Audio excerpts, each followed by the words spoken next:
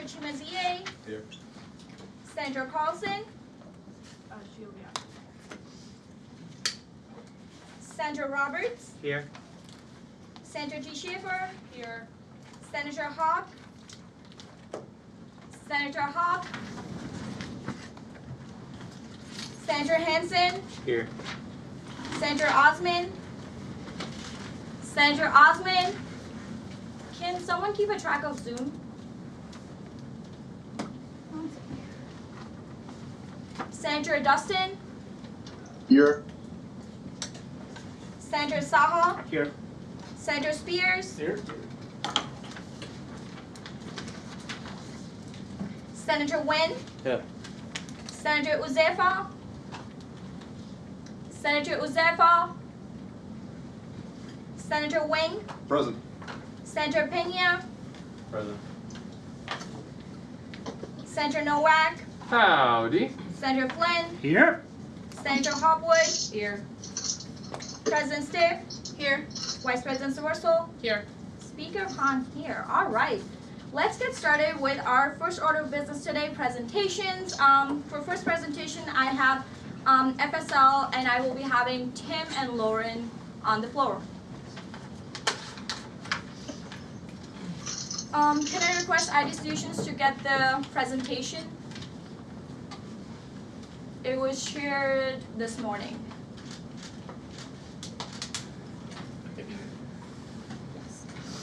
So you guys will have up to 10 minutes to speak, and then I will open the floor for questions. Okay. Awesome. Awesome. Hello, my name is Tim Tuchek. I'm the current Interfraternity Council President and a member of Tau Kappa Epsilon since fall of 2019. I'm also its current Vice President, and I serve on its executive board. Hello everyone, my name is Lauren Wojak. I'm the current Panhellenic Council President and a member of Gamma Phi Beta Sorority since fall of 2019. I also serve on the Executive Council for Gamma Phi Beta as the Public Relations Vice President. Go to the next slide, please. Can we go to the next slide, please? So we're here to address the concerns about the budget hearing on March 16th. Next slide, please, too. Can anybody up here give me the definition of a bigot without looking at the screen? Any senators at all? Okay. It's there on the screen if you want to read it. A person who is abstinently or unreasonably attached to a belief, opinion, or faction, especially one who is prejudiced against or antagonistic toward a person or people on the basis of their membership of a particular group. Next slide, please. Awesome. So the biased and baseless accusations that were directed towards fraternity and sorority community here on campus from some of the senators on student government are the exact definition of being a bigot. Can anyone here that is not or has not been in fraternity and sorority life give me an accurate description or known enough to speak about the chapters in great detail? Can I ask why not? No? Since obviously the majority of you cannot give me an accurate description, it really shows how unprepared, unethical, disrespectful this whole process was to fraternity and sorority life. To counter the baseless and inaccurate claims that were made about our community, here's information about each chapter and what they do. Next slide, please. This is Phi Psi. Founding date May 10th, 1969. Local and national philanthropy, Boys and Girls Club of America, and Big Brothers program. They have a total of 150 community service hours this year, and they raised $1,300 for the YMCA. Next slide, please. Sigma Chi, founded November 22nd, 2003. Huntsman Cancer Research Institute and Children's Miracle Network, and they raised $900 for Huntsman Cancer Research for their flapjack beast lab a couple weeks ago. Next slide, please. Tau Kappa Epsilon, founded May 13th, 1969. Current philanthropies are St. Jude's, Highway Cleanup, Special Olympics, and Kiwanis Holiday Lights. We have a total of 917 hours this year, raised $759 for St. Jude's and $756 for Special Olympics. Next slide, please. Phi Delta Theta.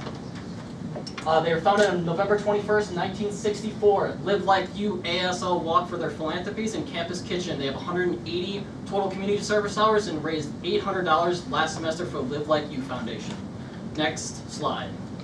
Sigma Nu, founded May 10th, 1969. Local and national philanthropies are St. Jude's Children's Hospital and Habitat for Humanity. They raised $1,100 for St. Jude's and $950 for Habitat of Humanity just this semester. Next slide. Lambda Chi Alpha, national and local philanthropies Feeding America and Adopt a Highway. And the current actives, and they were locally founded on November 9th, 1964. Next slide, please. One of our newest fraternities, Kappa Alpha Psi, we only have one member so far, but we're trying to get it off the base and start running. Kappa Alpha Psi, the foundation is placed for a special focus on investing in programs and incentives that increase educational access, opportunity, achievement, and advancement for youth and young adults in underserved communities. Next slide, please. Going into the sororities, we have Sigma Sigma Sigma. They were founded locally here May 5th, 1990. The philanthropies they serve are the Sigma Serves Children and the March of Dimes. Total community service hours for the semester is 248. Next slide, please. Gamma Phi Beta, founded locally here February 5th, 1966. Our philanthropy is Building Strong Girls, Girls on the Run. We have done 226 hours of community service, and in the last 2 semesters have raised over $3,000 locally for Girls on the Run. Next slide, please. Alpha Sigma Alpha, so their national philanthropies are Special Olympics, the S. June Smith Center, Girls on the Run, and the Alpha Sigma Alpha Foundation. They also participate in Dinner for Heroes and Adopt a Highway. They were founded locally November 4th, 1995. Total philanthropy raised $3,000 for Special Olympics, 220 total community service hours this semester. Next slide, please. Alpha Chi Omega, founded locally here, April 3rd, 1965. National and local philanthropies, Domestic Violence Awareness, and Alpha Chi Omega Foundation. They host events throughout the semester. For CADA and for bingo, they raised $2,100. Next slide, please. Zeta Phi Beta, they're our newest chapter here on campus. They are historically African American, and their mission is to support higher education achievement through scholarships and conduct community education programs and related research to improve individuals and community living standards. Next slide, please. Other things that we do participate in are Mavathon Dance Marathon. This last spring, we raised $6,348. It is the largest philanthropic event here on campus, all donated locally to Mankato Gillette's Children's Hospital. It happens every year in February with fundraising happening year-round. And today alone, for Greek Week, we gathered over 650 non-perishable items for the campus kitchen. Next slide, please.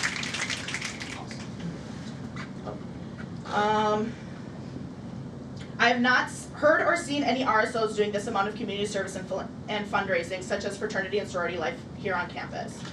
Another point in this was Mavathon was presented by myself here at student government, and we had 0 attendance from student government to support Children's Miracle Network on February 26th, where we raised over $6,348. Before voting on speaking on behalf of communities as a representative of the student body, aren't you supposed to have intimate knowledge of said community? No response? Okay. Yes. Who is the COB senator? Just raise your hand. Not Can I have COB? College of Business senators? And the other senator is absent today. Okay. Some. Who are the off-campus senators? There. Who is the CSED senator? Some. Awesome. By not stopping these claims, you failed us. You did not accurately, aside from Senator Saha, because I know he did defend us, you did not accurately represent myself, my counterpart, and our community as a whole. To those of you thinking about running for student government again, it makes us not want to vote for you. The majority of you openly demonstrated how uneducated you are about Minnesota State University, Mankato FSL community, and the FSL community is greatly disappointed and angered by the actions of the student government during the budget hearing on March 16th. Next slide, please. Go back one. Sorry, apologize for that. Anyway. As you can see, grade point average for the fraternity and sorority community is above the MNSU average. save for the men's average. Historically, fraternity and sorority grade point averages have been above the averages of the all-student population. I hope this is a wake-up call for all of you. The level of unprofessional conduct was embarrassing on the 16th. We were all part of the same student leadership, not some 8th grade gossip table on school lunch. To this extent, I am happy to say see you next year, since our community has a history of holding 25 to 33% on student government, and we plan on increasing that number dramatically. Thank you for letting us speak on behalf of the FSL community. We do not stand for questions. If you wish to discuss further, Lauren and I will be at our regularly attended office hours in CSU 173, the Greek office, on Thursdays from 1 to 3. Thank you.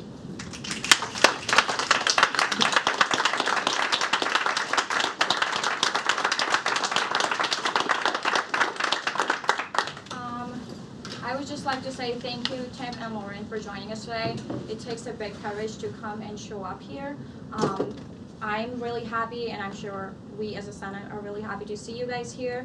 I'm sorry for the experience you guys have had, and we as a Senate have learned from this, and we're happy to work with you guys. I'm sure some of us will be reaching out to you guys if there's any questions. They're not taking questions. And then thanks for joining us today. Thank you for letting us speak.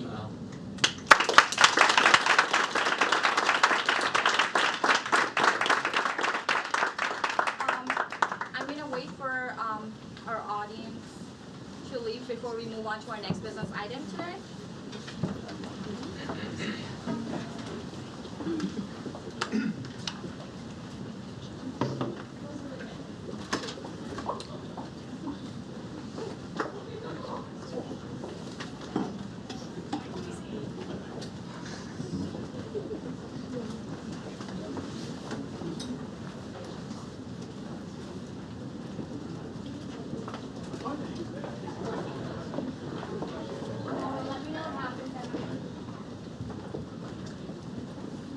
And then if I can have somebody close the door afterwards.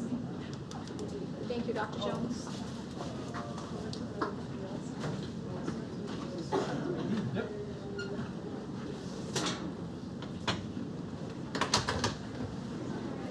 All right. I don't have anyone else for presentations today. Let's move on to our next business item, which is open forum. Do I have anyone for open forum today? Sorry, can I get your name? Gigi Patterson. All right, Gigi Patterson, you can come onto the floor, and then ID Solutions, can I have her permission to share her screen on Zoom?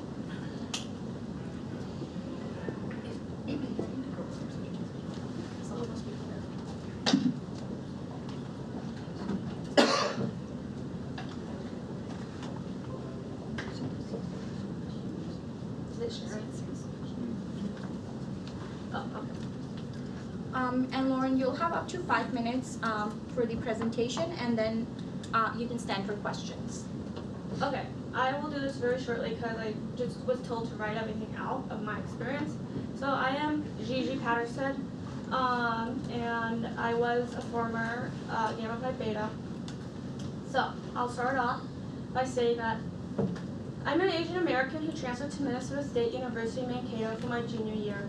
I was a newly active member in Gamma Phi Beta from fall of 2021 to spring of 2022. I joined Greek life and hoped to find a community since I was a scared transfer student, and I didn't know many people in Mankato. Long story short, I was voted as Betty chairholder in Gamma Phi Beta. About Betty, Betty stands for Belonging, Equity, Diversity, and Inclusion, and as the Betty chairholder, my responsibility is to help promote diversity, belonging, love, and inclusion by connecting Gamma Phi Beta with other campus organizations and hearing different stories and backgrounds from other people to share amongst the sisterhood of Gamma Phi Beta.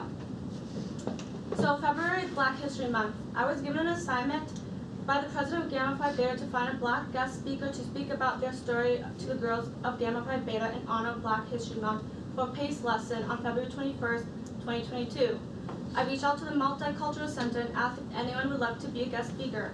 I was then directed to Kappa Alpha Psi to reach out to them, and then no one responded back to me. So then the Panhellenic Council Diversity and Inclusion Chairholder, she told me she would love to reach out to them, and I was very grateful and delighted. A week was left before I had to have my guest speaker found for my assignment, and no one reached out, responded, or followed back up with me. I decided to reach out to a friend I knew through social media platform Instagram. So the guest speaker's name is Madison. She's 24 years old. She's an African American woman who lives in Washington State. She and I talked over the phone, and she was thrilled to share her story on her identity as a Black Christian woman from her small white community, plays a role in who she is over a video conference from Monday night's PACE lesson. I was thrilled that she agreed to share her story in such a short time that she was given. So the president of Gamma Phi Beta said that she could speak for 30 minutes, and so she did. She just spoke for 30 minutes.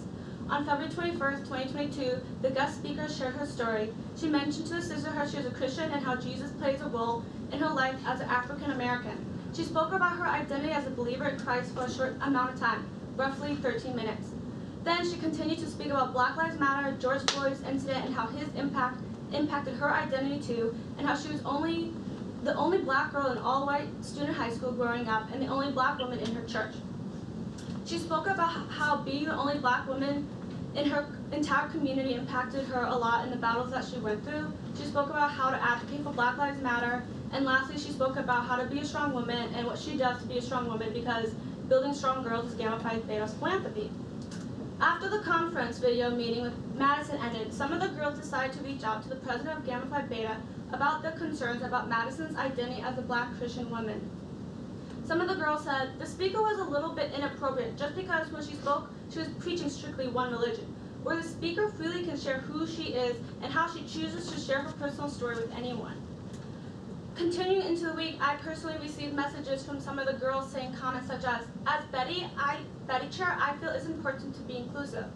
As an Asian American receiving this message from Caucasian girls, it really hurt me. I was also told by Caucasian girls that in Gamma Phi Beta we welcome girls of all religious plus non-religious beliefs, and that's one thing I made sure the sorority held true before I joined. Continuing on, I was messaged, if it was a different religion, I think people would not care this much. My entire intent was to honor Black History Month and to listen to the guest speaker's story of how they become a strong woman after their hardships in life. Instead, some of the girls in Gamma Phi Beta decided to harass me about how we cannot speak about Christianity. And then there's some information about Gamma Phi Beta's founders and how they are founded, they're very faithful women, and I'm not saying that girls in the sorority today need to be a Christian or believe in any religion, just to know where your founders come from. And then, so here's some information. So my roommate, who is also in Gamma Phi Beta, felt she was also being discriminated by others in the sorority because she is a Christian. I filed a bias incident report. She did too. We also talked to Haley, who is the board of Gamma Phi Beta exec, about the issue, and she was very sympathetic and apologized to me. And she talked to some of the girls and helped to learn from this situation. I also talked to Maureen Sigler, who serves as Gamma Phi Beta's advisor, on February 21st, 2022. I shared with Maureen what recently happened. Long story short, Maureen told me that,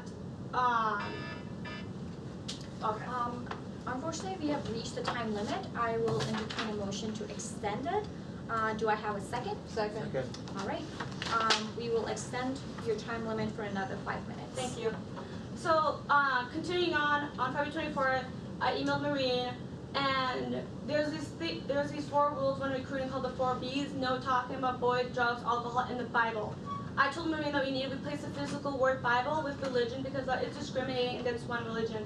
Maureen responded back, quote, I totally agree with you that the 4 B's are misguided instructions. I can understand not talking about religion, politics, drugs, drinking, and boys during membership recruitment. To single out one religion sends the wrong message completely.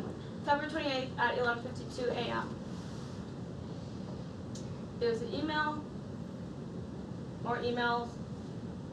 And then I finally shared the incident with my professor, Dr. Fitzman, and she just confirmed me that there's also a campus bias incident report. Some of the text messages from the girls that I received that really hurt me in the long run and helped me make a difficult decision to drop out of the sorority.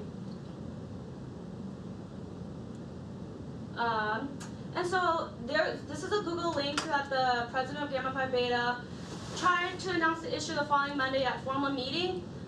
She addressed the issue. She did a project where the girls wrote down what is Betty, and they on sticky notes to put on a poster and hung up. I felt she was beating around the bush with what specifically happened and did not directly target the actual issue. On April 3rd, I finally heard back from Maureen. She informed me in the email about the misunderstanding some members have about avoiding the 4 Bs, now called the 4 Ps in all sorority activities, the manner of the tone of the feedback I received from after the Black History Month speaker, and lastly, the misunderstanding that some members have is the 4 Bs are to be applied to all Gamma Phi Beta activities and events. The emails, and then I have withdrawn so dropped out of Greek life because I do not want my money to continue going to an organization that makes me feel discriminated against and is biased against me for an assignment I was given. I felt horrible for the guest speaker who was trying to share her story. I felt hurt and sad because I put a lot of effort to find a guest speaker in such a short time to receive bias and disrespect feedback. I was torn apart because I was excited to be part of college campus organization. I hope some peers in Greek life take into consideration that you cannot pick and choose what you want for diversity and inclusion and call it a Betty program. I wish that all people could be allowed to be heard and that hopefully when people share their stories, we can find commonalities in the sharing of each other's experience and that we should not focus on the differences. Thank you.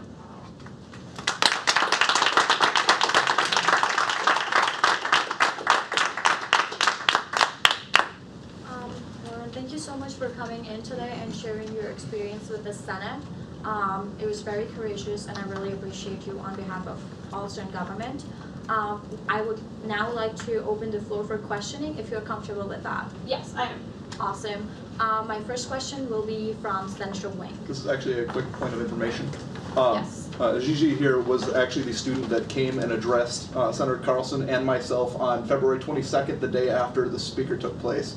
That is where the comments that came up on March 16th came from. They were not simply baseless. We had actually seen much of this documentation beforehand. Thank you, Sandra Wing. President Stiff? Yeah, I was just wondering, like, what you shared was really, like, powerful, and I appreciate you for coming in. Would you consider going before, like, the Panhellenic Council or members of FSL and explaining this, or have you done so? I've talked to, like, the exec board because I didn't know who else to talk to within Gamma Phi Beta. I was just given the information that I knew I could talk to the people in Gamma Phi Beta. So I reached out to Haley and then to Maureen, who's the Betty chairholder, and I did talk to the president of Gamma Phi Beta. We communicated back and forth in hopes to move on from this. I guess my hope is that Greek life or any campus organization understands that when we share our story or when you have a diversity and inclusion program, that it is listening to everyone's background. It shouldn't be because some girls felt uncomfortable and then they sent me disrespectful comments. Yeah. Because then that made me feel like more of an outcast than I already am. Thank you. Thank you. Senator Flynn?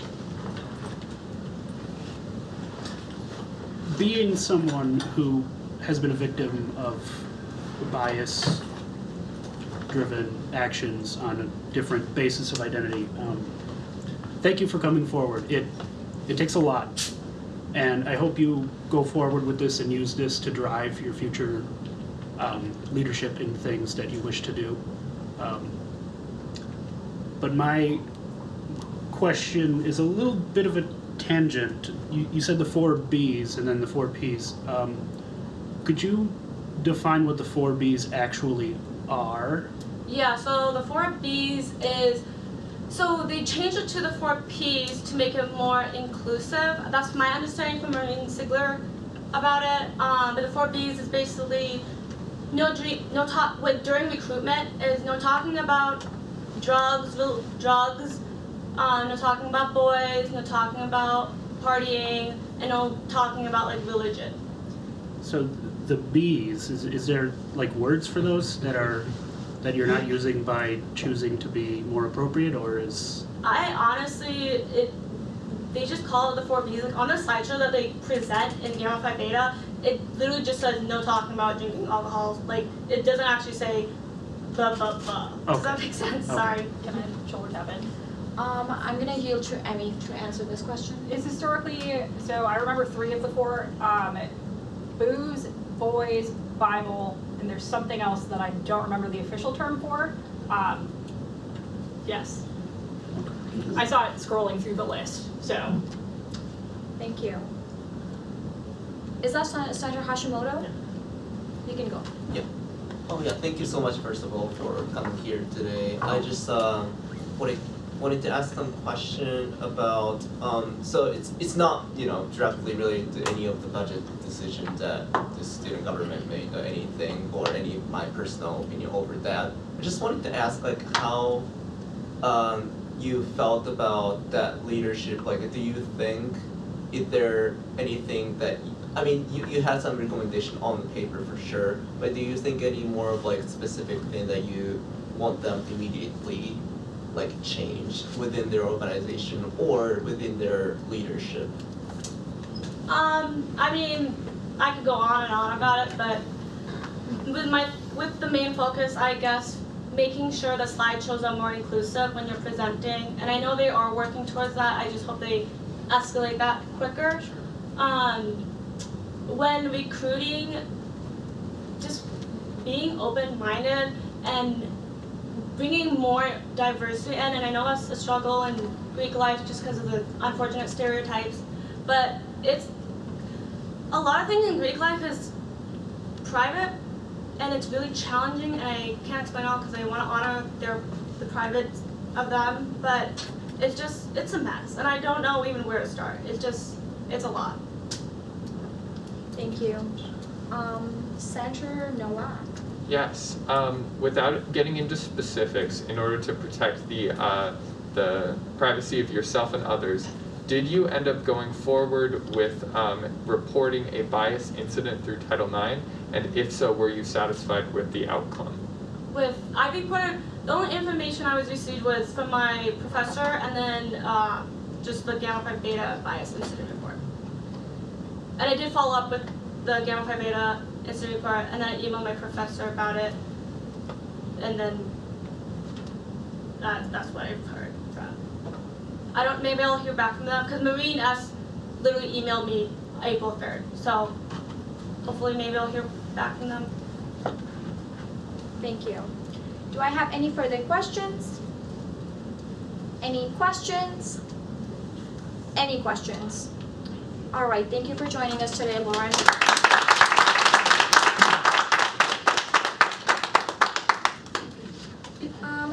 Moving on, do I have anyone else for open forum today? Caitlin, our Ethics and Standards Chair, would like to talk on open forum.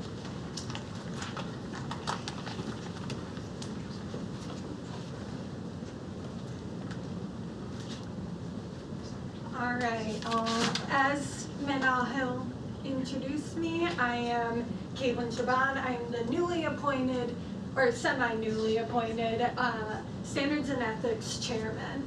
I was appointed in mid-February, which was not a coincidence at all. I was approached mainly because there had been a lot of issues and disputes within student government regarding attendance and some ethical issues there.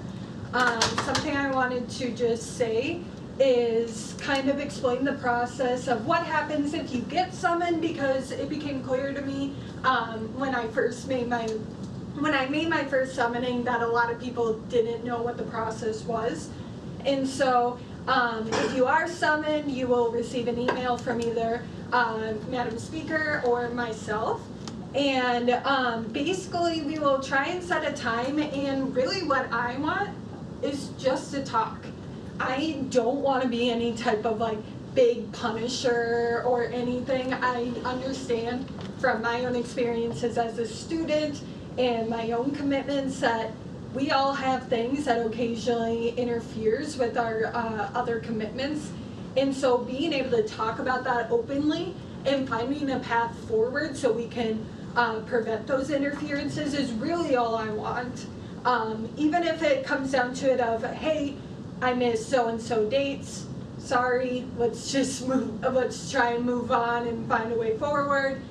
that would be great. That's really all I want. I don't necessarily want to punish anyone. So just some reminders, attendance-wise, you are expected to show up at least 50% of the time. That is not a big commitment. And on top of that, if you drop below 50, you're going to be automatically sent to come talk to me. And if you miss either 2 Senate meetings in a row or 2 committee meetings in a row, you'll automatically be sent to me. And so again, we'll just talk through that. Most of the time, especially so far in the semester, people who have been sent to me have not been because of an official complaint, rather in a violation of those automatic standards. So I just want to touch on that. I wanted to remind you guys that there are options of proxies. So far, most of the absences that I've seen have been very preventable if you guys had brought a proxy to stand in your place, which honestly, again, I would love to start seeing, because you are here to serve your constituents. I'm here to serve your constituents by making sure you all are doing your jobs. So that's ultimately the goal there. Thank you for the presentation. And it was like mainly the reason that Caitlin is here with us today is the frustration and confusion that came with some of the appointments. It is not like appointing you to have a meeting with ethics and standards is not asking, it's not terminating you, it's not giving you a punishment, it's not a warning. It's just a meeting where you have a chance to talk about why the behavior the reason that you are being summoned for this meeting. It's just a chance for you to talk about it. It's just a chance for you to share your story and like why this happened, and then coming up with some solution. So that's all. I will open the floor for questions if you guys have any that our ethics and standards chair can answer. So do I have any questions? Senator Saha. Madam Speaker, my question would be for ethics and standards, there's a certain guideline to what accused is supposed to be maintained as. If Madam Chair, Ethics and Standards Chair could clarify it to the senators what those rights are for the accused. Yes, of course. So these rights are also sent to anyone who is summoned to me.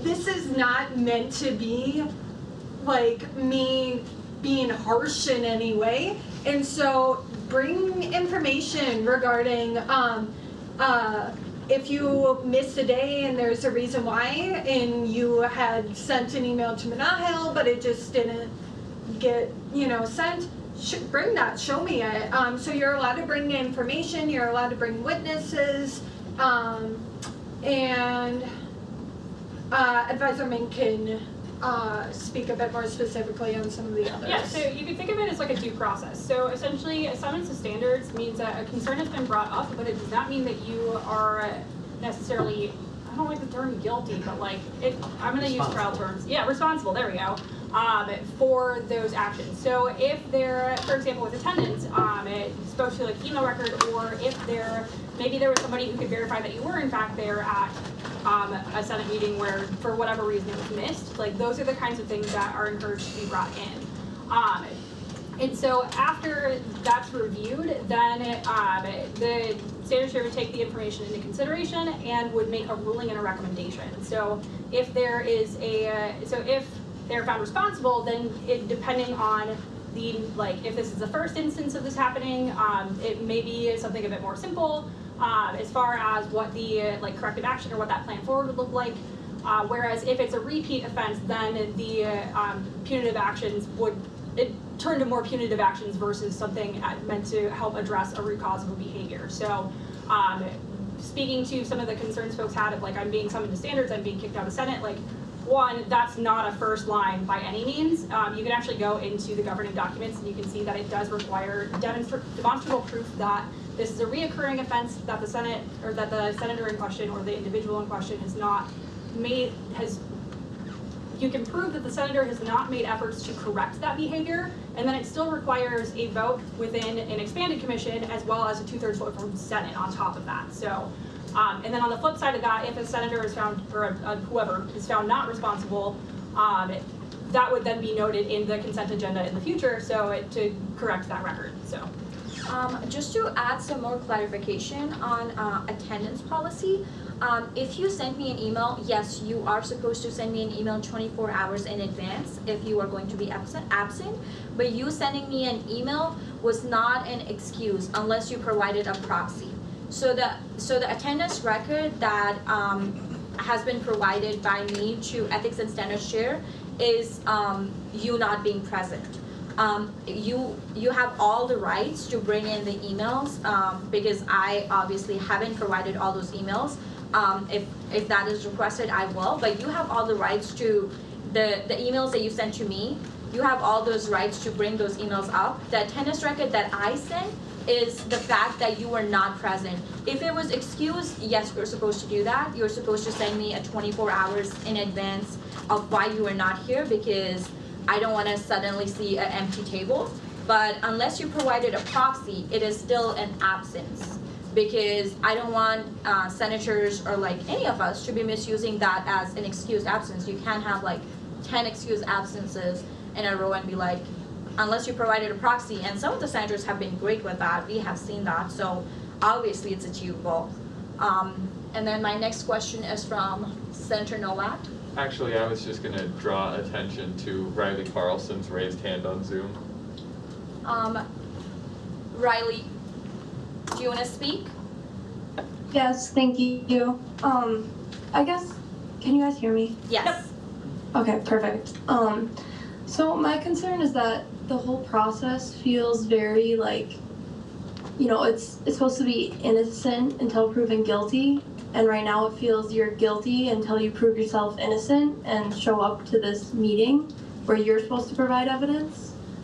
And so I'm just like, my question is, why can't this be a private matter versus put on a public agenda, you know, for the world to see? Something I would like to say to that is, first off, I unfortunately do kind of agree. It's scary when you get, you know, that official notice and then you have to go and talk to someone. I had a, you know, chat with Emmy 1 year ago about my actions and my attendance, and it was not fun. I didn't like it, but the really awesome part about it is how I changed my actions, and I can definitively say I wouldn't be here if I did not have that talk with her. And so, I mean, there's gonna be that level of, yeah, there's some issues, but like the writing that, like the summoning and the writing, it's in the bylaws, we're following procedure, and then on top of that, when a violation is coming into question, whether or not it happened, like with attendance, that being something that automatically gets something to sent to me, that is going to be public, because it needs to be made sure that the senator is aware that they are being sent, because sometimes they don't seem to see the emails. We try and try. So that's an insurance policy. And then on top of that, once again, you are here to serve your constituents. You need to make sure that you are on time in making sure that they are able to do, make sure that they know what is going on. If my ruling ends up being, all right, we talked about it, I see a lot of growth, I will continue to monitor the situation, which is a ruling I've already made, then that will be the official recommendation, and that is what is going to be known. So it is going to be public because it is student government, and you need to be held accountable. Thank you. Just to add a little bit to that, it's a public meeting. Student government is public, and it's the reason that it's getting added to agenda is because it's in our bylaws. This is how it's been happening for years, for however long we have had these bylaws, and it's also for transparency reasons.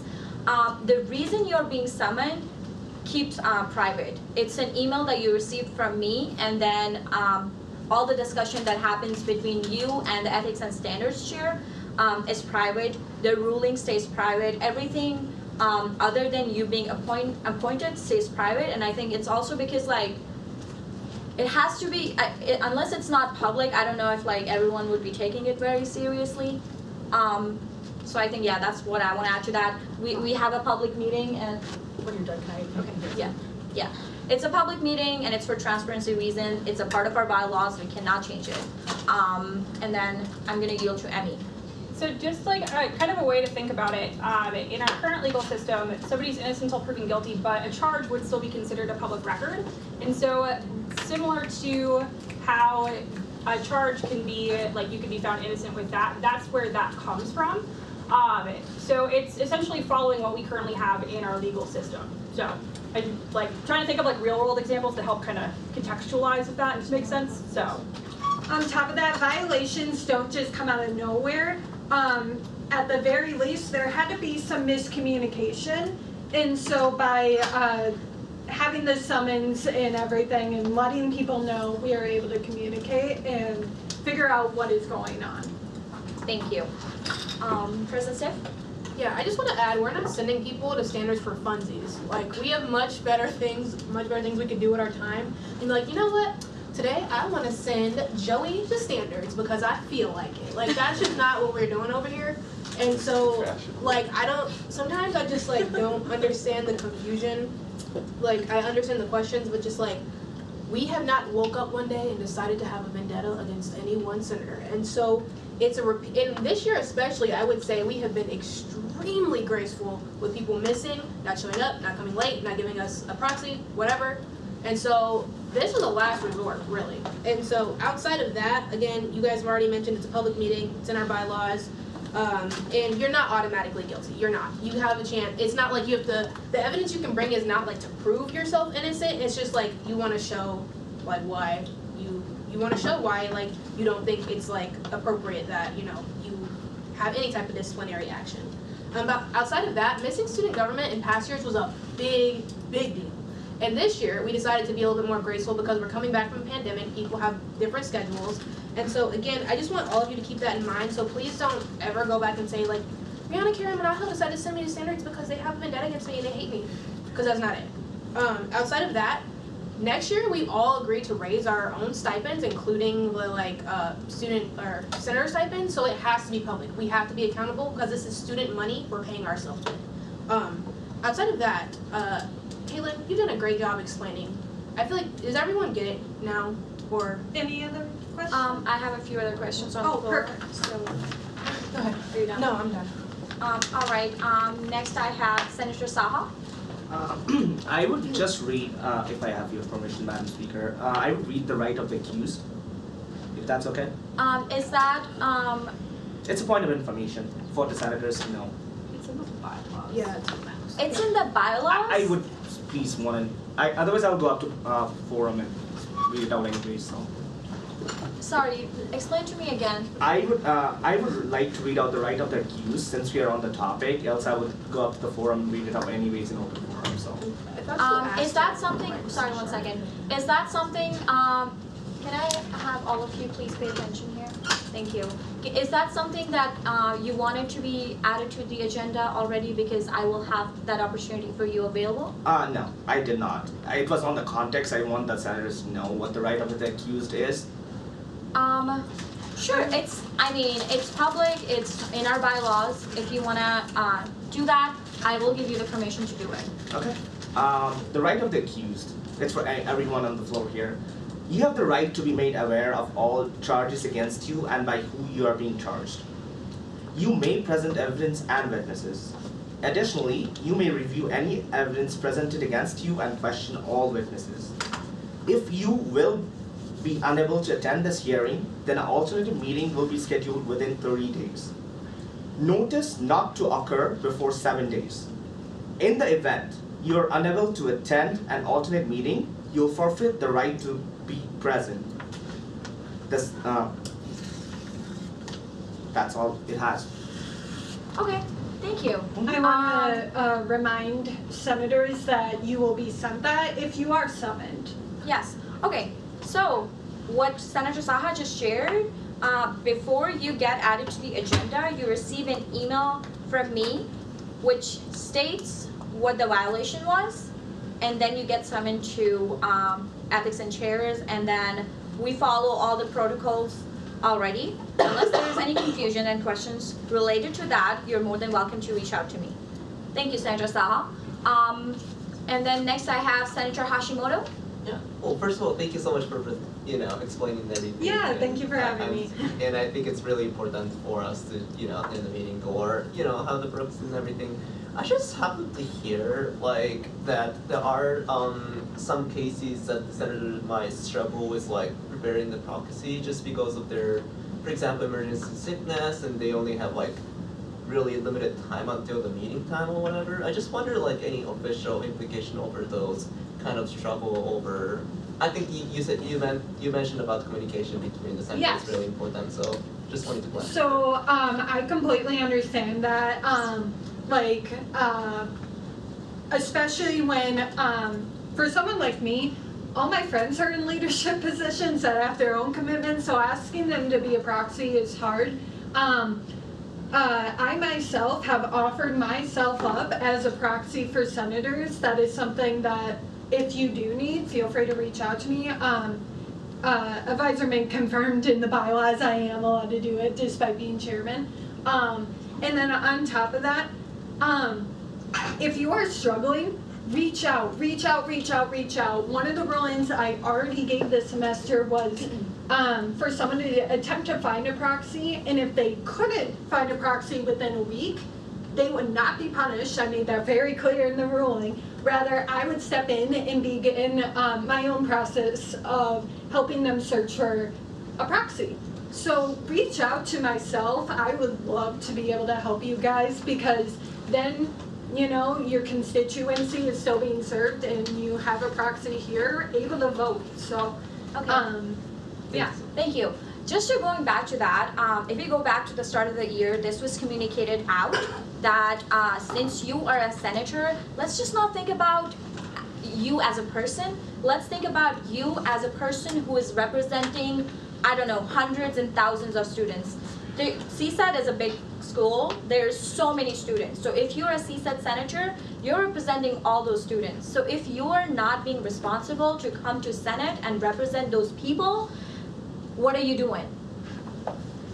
Going back to the fact, it was already communicated out that you need a proxy if you are absent. I would like to applaud some of the senators who have been very good with that this semester. If you are sick, I understand that. We're all humans. It happens. But you should have somebody ready to go for you. This was something communicated out in the start of the year. You need a proxy to represent you in case you're not available, because we don't want your hundreds and thousands of students that you're representing to have no representation on Senate. Because we have open forum. This is a public meeting. Someone comes up talking about College of Business and have a concern, and both of my College of Business senators are absent. Who is representing those students? Who is going to answer those questions? Are we being responsible? Are we doing our duty? No. So again, this year we have, I think we have tried to be very, very graceful with all Senate. You are being summoned to standards just for what you did this semester. I did not provide any of the attendance records. I did not provide any of the violations that happened last semester, just because we were giving everyone such a grace period. You all were new. Majority of our Senate was new. Majority of we had a special election. A lot of our new senators were new to Senate. We were giving you a chance to learn. But after having a whole Senate of experience of how things work, you knowing your responsibility, if you did not continue to do that this semester, is when you're being summoned. And then we have a very long agenda, so I'm gonna not take any more questions at this point. If you have any further questions, reach out to me or reach out to our chair, and we will be more than happy to answer those questions. and clarify any confusions. Again, we don't have a vendetta against any one of you. We respect you. You have a responsibility. Just do your job. And let's just end this year on a very good note. All right? Thank you. Thank you for joining us today. Thank you. Do I have anyone else for open forum today? Senator Roberts.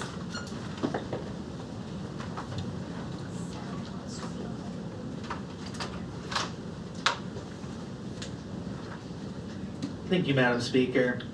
What I'll be reading off is a bunch of testimonials from graduate assistants about the graduate assistantship policy. All right, Senator Roberts, I have up to 5 minutes. Understand. Thank you. First off with the first one, as a graduate student at MNSU, I do not feel fairly compensated with the overall salary of about $10,000 a year. I find myself most times unable to afford rent, utilities, groceries, gas, and other life expenses. Without my parents' support, I would not have been able to afford my degree.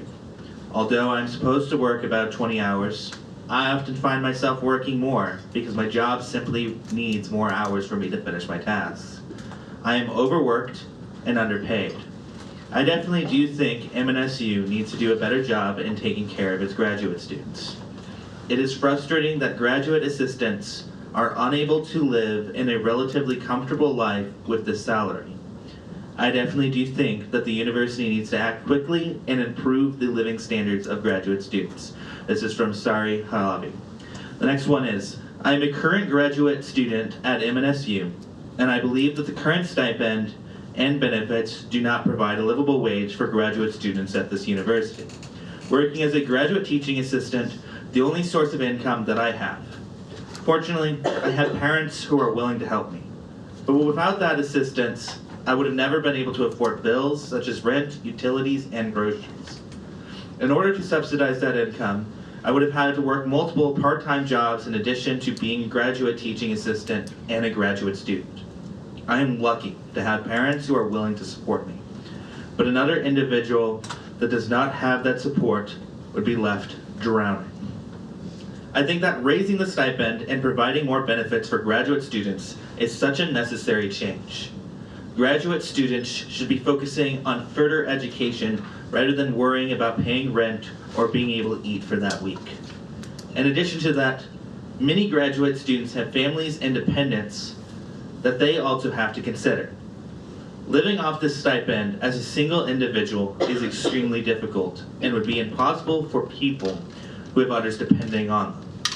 All in all, I believe the current stipend needs to be changed and additional benefits such as health insurance is a necessary step going forward.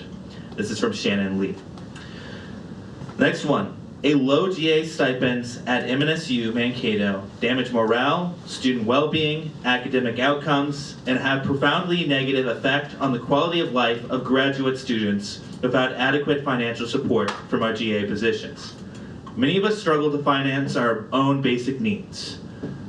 We are forced to seek additional employment off campus to afford rent, food, and utilities.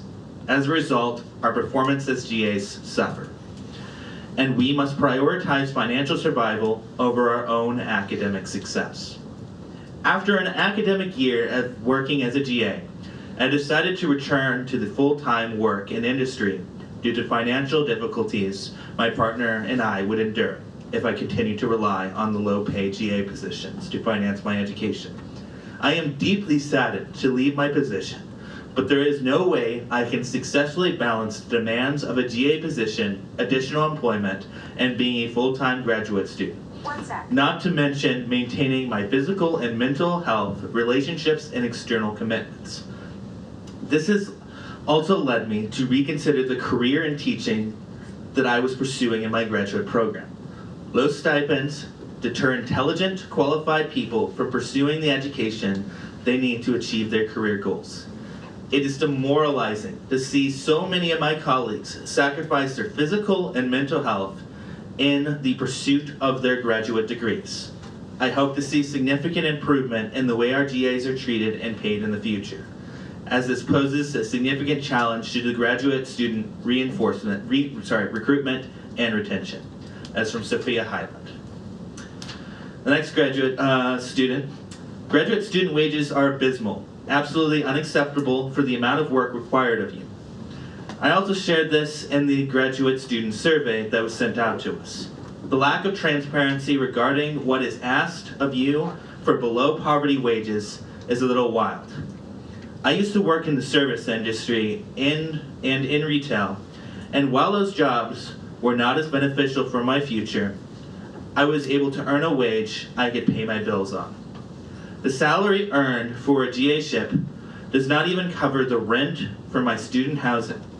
My GA supervisor wants me to operate as the internal cog of their classroom by completing a list below, all within 20 hours a week. So, thank you. You have reached your time limit. I would like to remind Senate that we have a long agenda today and we have a lot of Senate reports.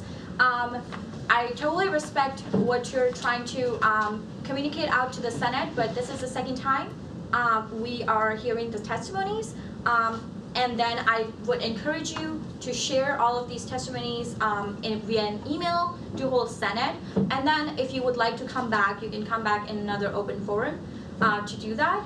Considering this, I will still provide everyone an opportunity to have a motion on the floor, but just please consider we have a long agenda. We have to get through a lot of things today. Do I have a motion on the floor? I just want to make sure that. Senator Flynn, you're out of order. Okay. Please raise your placard. You can speak now.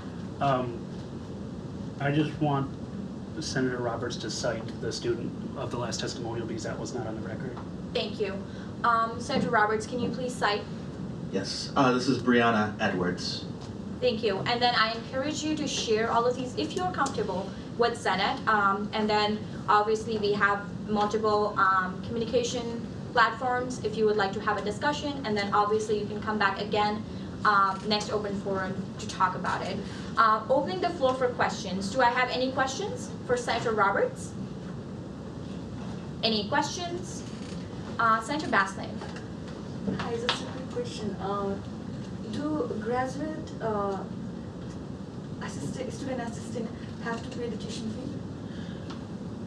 For most cases, no. They have tuition stipends covered as part of up to 9 credits.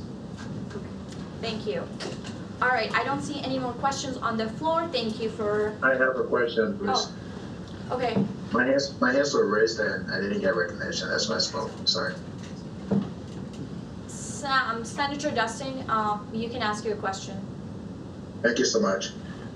Senator Roberts, are you comfortable? I know you are like the representative for your constituency, but are those students that have these testimonies, are they comfortable to come before Senate to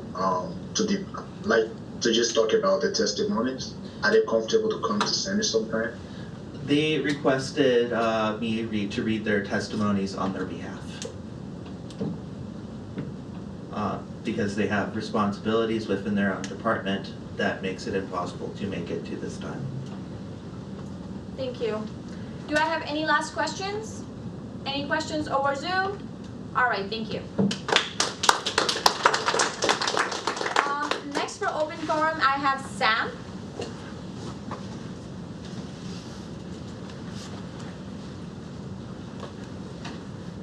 Hey folks, a lot of passion here today, and I'm here to share something that I'm passionate about. Hell yeah. Hell yeah. And that's about planet Earth. Didn't think I was going there, but I am. As y'all know, Maverick Adventures at MSU has been working hard to connect students with Adventure Challenge programs, and we've had a relationship with the student government for a number of years to make sure that we're sharing our information with you very clearly. And so some of y'all have seen me come in and present kind of on a frequent basis. But I want to tell you about an initiative that we're taking on. My crew and I are really trying to tackle Earth Week, which is coming up in just a short amount of time. And our campus has a mixed history of addressing Earth Week and Earth Day. We've reached out with the Environmental Sustainability Organization, as well as there's a presidential environmental committee that was formed a number of years ago, and we've really tried to make some partnerships on campus. But the great news is that Earth Week, Maverick Adventures, is going to be co-hosting almost a dozen activities across the campus. And remember, we're tasked by you all to provide 3 events a year. Earth Week, we're going to rock out about a dozen. And we've been working out quite a bit with areas in Campus Rec, the Women's Center, potentially astronomy, to offer a slew of events Monday the 18th, Tuesday the 19th, Wednesday the 20th, Thursday the 21st, Friday the 22nd, and Saturday the 23rd. All these materials are about to be released, and I'm going to bring them to you next week in print form, but I will also email them to our speaker so that she can get the information out. We really need you to help connect with your constituents, and let's see if we can get some environmental sustainability on our campus sparked through some action during Earth Week. I'll stand for any questions. Thank you. Do I have any questions? Any questions over Zoom? Any questions? All right, thank you. Thank you all. Do I have anyone else for open forum today? Anyone for open Max? Open Max. Hi everybody, super quick thing, no, 2 things. I went to AdCon, it was very cool. It was a great opportunity to go to Advocacy Conference. Second thing, we have, I don't know if I've talked to many of you about this, but we have our external consultant coming in this week. She's actually in our office right now. And so tomorrow she's meeting with a bunch of different people on campus, and it would be awesome to have more students during the student session of that meeting. I won't be there, so you're free to talk crap as much as you want. So I would love to have as many students there as possible. So if anybody here is able to at 11 a.m. tomorrow make it to that, that would be amazing. So and if you are able to, if you have a slot of time open during that time, we're down in CSU 191 at 11. So. Thank you. Do I have any questions for Max? Vice President Sorsel? How late is she here today, or has she left? I don't know how late she's staying today, but she will be there for a while still. We're just starting our production night. Is it possible to maybe pop in tonight? Okay. Absolutely. Senator Wayne? So for students that aren't necessarily familiar with the layout of the building, CSU 191, whereabouts is that located? It is right across the hall, I believe, from the LGBT Center. Cool. Downstairs. Yep. So if you're walking towards student activities, right before you walk through that giant doorway thing, if you look to your right, there's that little hallway to the door. That's where 191 is. Thank you. Do I have any questions? Any last questions? Any questions? All right, thank you, Max. Moving on, do I have anyone else for open forum? Anyone for open forum? Last call for open forum. Moving on to the approval of consent agenda. Do I have any dissent on the approval of consent agenda? Any dissent? Any dissent? All right, I assume unanimous consent, and the consent agenda is approved. Moving on to officer reports, I'm going to start with President Sip. Hello everyone. Speaking of advocacy conference, I also attended. It was good over the past weekend. Basically, we talked about a lot of issues going on in higher education, and we had lots of people from Mankato and then universities all over the state come as well. Outside of that, they did want me to relay the message, from the organizers and the staff, that advocacy conference is like an over $30,000 conference. And it's important for students to stay through the delegates portion so you can give feedback on the conference, you can give feedback on what you want to see as far as issues that Students United can take on the year after. And it's just important to stay at the conference all weekend. And that was a message that I was asked to relay. Outside of that, you've heard from our presentations that we're going to have to do some work as far as voting engagement. So if you're on the Senate, I really do expect you to try your best to get people to vote, because we are going to need a lot of help with yes votes at this point. Outside of that, we would request that all the senators stay after this meeting once we're done. We just have a few things we would like to chat about, and basically it's an opportunity for us to discuss some things. And outside of that, we have 2 more meetings this year. So this one is doesn't count, but the next week and then the week after that, and then after that we will have a new student government. So at that meeting, when the new student government takes over, then there will also be a speaker race, I guess, or speaker election. And so if you're interested in being next year's speaker, you can talk to us, you can talk to Mankato, you can talk to Kara, you can talk to Emma. Technically, all of them have been speakers, and so if you're interested in that, just let one of them know. We'll have a banquet, again, as I've mentioned last week, at the end of the year. At this banquet, typically, for those of you who are new to Senate, we do roast. So executive leadership goes through each one of you, and we're like, we roast you, but we are not going to be insulting you. So please keep that in mind. We're also going to be roasting administrators. So I saw a picture of Dr. Jones on a bike. That's definitely going to come up. And so just prepare for that. Your Twitter is public, Dr. Jones, so keep that in mind. Outside of that, again, graduation is coming up, and then I still haven't created the form for chords, but I will do that as we move on. I'm done. Thank you. I would just like to say how, as soon as Brianna said administration, I just looked at it and everybody was like, what? I will open the floor for questions. Do I have any questions for President Stiff? Any questions? Any questions over Zoom? All right, moving on to Vice President Sowersel. Oh wait, Senator Nowak. Not super important. I was just gonna say, I give you guys full consent to absolutely rip me to shreds in the roast. So go ham. That was very important. If anyone would like to join that, just second it. We'll take that. Here I see a consent. Moving on to Vice President Sowersel. Awesome. I'd first like to point out that Dr. Jones, not only do we have that picture of you in a bike helmet, we also have the picture of your very small dog, both of which will definitely make an appearance. Big and small dog. Okay. Actually, you guys are just like killing them. Like I was like. Oh, don't worry. I have a 5-minute set ready for Dr. Jones. It's all Dr. Jones. Davy Cowan, you should be there. You're coming your way too. Okay? All admins are invited. Yeah. Okay. Next, we had our last meet and confer. You know, we did the thing. Nothing super big came out. They announced the new name for the college merger, but it's so underwhelming. I don't even remember what it is. Dr. Jones, do you know what it is? No. Boom. Roasted. Okay. Senator Hansen. It's the College of Humanities and Social Sciences. Yeah. Correct. Okay. Thank you. I suggested Smartsy Artsy Fartsy, but that was shut down. Cheese. She actually did. I did, but anyway. So, well, that. You now, Kara. I'm almost done. Okay. Anyway, so we met with them, meet and confer. We ate food. That was nice. I hope previous or future senates really push that. That was really big on our agenda, student wellness and specifically feeding us. So, hope you the best with that. That's not a sentence. Okay.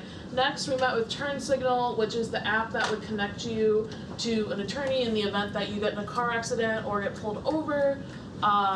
We're gonna connect whoever is elected to continue talking with them. We think that they bring a really unique idea and some really attainable pricing models. So we're excited about that. Okay, next up, in the wise words of my boyfriend, it's really not that deep, guys. Like, I feel like sometimes we come to Senate and like get so about everything, and like, can we just like tip back for a minute and like take a breath and remember that like we are mostly people in their 20s who volunteer. Mostly people. I'm being Out of order, all of you all, please. We are mostly people in our 20s who are offering our time. Some of us get paid minimally, other of us don't get paid at all.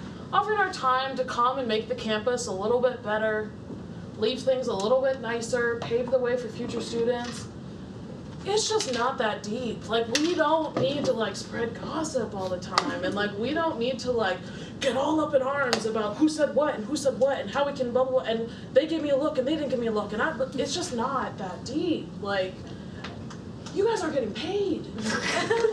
Like, you're not getting paid, and there is so much mental energy being put into not liking each other.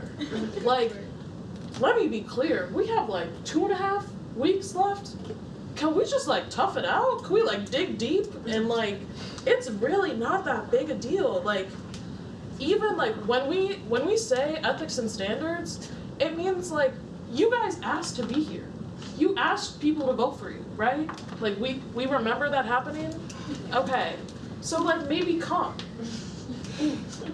Maybe come. And like if you can't come, communicate that. And if you have an emergency pops up and you're not able to get a proxy, that's fine, you're a human. But is it likely that it's gonna happen twice in a row? No. So then it's not that deep. You probably won't go to standards for absences, okay? Like, we don't need to get into the bylaws and argue back and forth. Like, just do your job. Really, like truly, you have like 2.5 weeks left, okay? Also, I'm gonna say like, your word choice matters. The fact that we had 50 bajillion FSL members in here means that people pay attention and people listen. And sometimes I think that we get really focused on our height. Oh, I can't say this word. That's the one. Our structures in here, and we think like, oh, I'm big dog. I do these things. I control campus. Administrators talk to me. I'm hot stuff. And then we remember that, wait a minute, see that thing right there? Hi, Mary. We're on camera, and they're filming us. And that is for a reason, because we're not big dogs. We're students who don't get paid to come here, show up, and help administrators make decisions about our school. So like, your words are gonna have an impact, and people are gonna hear them, and you're not always gonna like to hear what they have to say, and they're not always gonna like what you have to say. That doesn't mean we hate each other, it means we have democracy, okay? It's not about one person being unpopular, or one person trying to control. It's not about this person's discriminated. It's not like that. It's just people are gonna disagree sometimes. People are gonna get offended sometimes. And sometimes you're gonna sit in feelings of discomfort. You're gonna sit in a moment where you're like, wow, I don't like the way that they said that. I feel a little bit uncomfortable. Or wow, I feel guilty for an action that I took, and next time I'm gonna do better. And I feel a little bit uncomfortable. And that discomfort is normal. That's how we grow. Discomfort is not an attack. Discomfort is an opportunity for growth.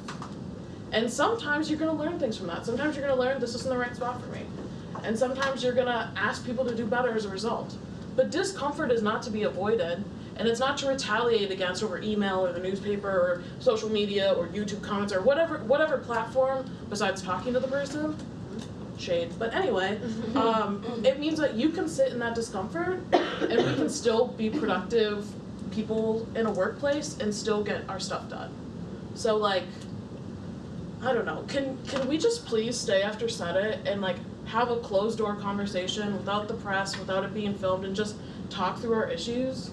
Like, can we just come together as a family knowing that we have 2.5 weeks left and just like be honest with each other and just talk through this? I, for one, am gonna plant my little tushy here after the meeting and wait, and if people wanna address things, but like, if you choose to address your stuff by using every outlet possible except for talking to the person, like, that's on you, that's not, and I don't know, I understand that there are concerns here and it might feel vulnerable, and again, it might feel uncomfortable. That's okay, that's how we grow, that's how we get better as leaders, that's how we communicate. So please, like, you know, I listen to a lot of Brene Brown, and so maybe I'm drinking the Kool-Aid, but like, vulnerability is a strength and it's a part of being a transformational leader. And if you're here to just put on your resume that I'm a part of student government and like, that's it, then fine, you can leave, like that's fine, if that's what you wanna do. But like, if you wanna be here and put in the work and make this campus a better place, then please, stay, let's have a conversation, let's put this to bed. Okay, that's all I have. So that might be controversial. I really don't think it is. But if you have questions or concerns, please feel free to talk. Thank you. I will take my first question from Senator Wing. So this is actually regarding the merger. I was just wondering if I was just wondering how this is going to affect Senate seats, especially as a student who's running for an Arts and Humanities Senator position next year. Yeah, Senator Wing, you're having a big brain moment about something about something I'm not well informed about. So I am gonna refer this to either Okay, we're saying Either one of us. Okay, so Emmy, take it. You. Okay, cool. Yeah, so we actually got data from the registrar earlier this year to confirm enrollment numbers based on where everyone's at, so that when the merger came together, we could go back to the number of Senate seats that are split up by academic colleges and reassess what that breakdown should be. So I'm gonna pull it back up here. I want to say it's 4 senators off the top of my head, but I don't want to like make an assumption and then have that be wrong. So give me 2 seconds, and I'm gonna confirm it. Maybe. In the meantime, I will take my next question from Senator. Yeah. I think I got it with Roland. All right. I need to correct myself. It was 3 seats. So there's 3 seats that are going to be available. So, thank you. My next question is from Senator Flynn. Can we call the Department of Cheese? The Department of Cheese? Yes. It It's a good has been acronym. named, but you Well, know, the you go acronym ahead. is CHSS, cheese. Oh! Cheese. Sure. I get it now. Okay. Yeah. Okay. Any other questions? That is a very good recommendation. Any further questions? Any further Milk questions? is allowed. Senator Flynn, you're out of order. Any further questions? All right, moving on to the last report of the day, which is my report. Last 2 weeks have been an emotional roller coaster to I say have the a least. question for. I'm sorry, I had raised my hand, but nobody. All right, it's kind of hard to keep a track of Zoom. Is that Senator Hawk? Yeah. Yes. Senator Hawk, you can ask your question. Sorry about that. I didn't want to interrupt everybody. But I just have one question. Can I join you guys after the meeting on Zoom? I'm really not well and I can't do it in person. So can the Zoom components still be available even after the meeting when we're all going to sit down and talk? I can. We will do a separate Zoom for that because this is a public Zoom. And then we can have our advisor do the Zoom and send an email to both of the senators who are on Zoom today. Is there any further questions on Zoom? Awesome, thank you. Moving on to my report. I think I'm gonna have to repeat this again. Last 2 weeks have been an emotional roller coaster to say the least. We have all had concerns, feelings, frustrations, and none of them were ignored. You all received an email as a response to all the concerns and confusions that were brought up, both in Senate and publicly. I personally intend to check in with all of the senators in the upcoming week to see how you're feeling, how you're doing.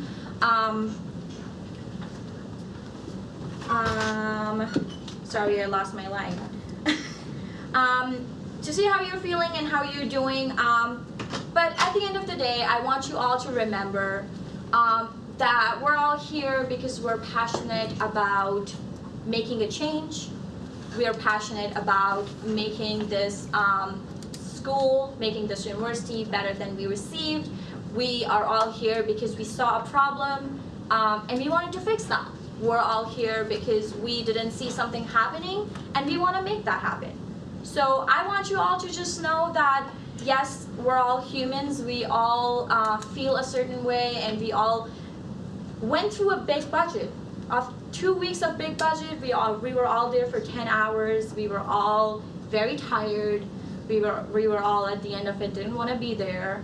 But let's just learn from this and let's just grow from this. Again, if you had concerns and questions and confusions, those were not ignored.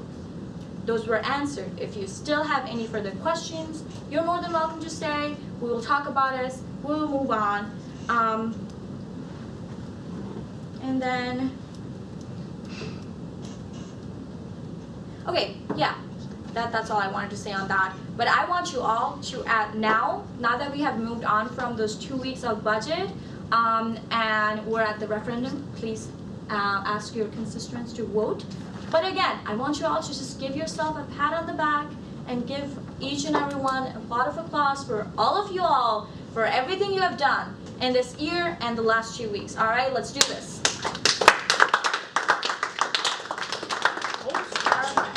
Perfect. How does that feel? Being appreciated for the work. Sorry, my advisor has something to add. No, you can go ahead first. I just wanted to comment on that. Okay, perfect. So that felt good, okay, right? We're getting appreciated for the work we do. Let's just understand that. Let's just learn from this experience. And I really hope that the last 2 weeks we have are gonna be good. I personally want to end on a very good note with all of you all, so that we can still see each other if we, I don't know, see each other after these 2 weeks. I'm still here for another semester. So let's just learn from this. Let's move on and let's try to do better. Let's try to represent our students. And then I really hope that you all will join student government again next year if you're still in school. All right? On a lighter note, I got nominated for a leadership award, which is on April 10th. I'm really happy about that. I just wanted to share that. Okay, again, that's on April 10th. So if anybody wants to join, let me know. And then next, I attended the advocacy conference this weekend. It was a great conference. I personally wanted a lot more people from the Senate to be present there, especially because we had many free seats available. Is there anyone on Zoom? Really just pop back in. Okay. Especially because we had a lot of seats available, but also because it was a great experience. It was a great exposure. We had a mixer, which is where we got to connect with successful alumni. There were student leadership from other campuses. We got to connect and see how other student governments work in Min State. It was a great experience. So I would recommend all of you all to join it next year, because you learn a lot from just being there and connecting to other student leadership.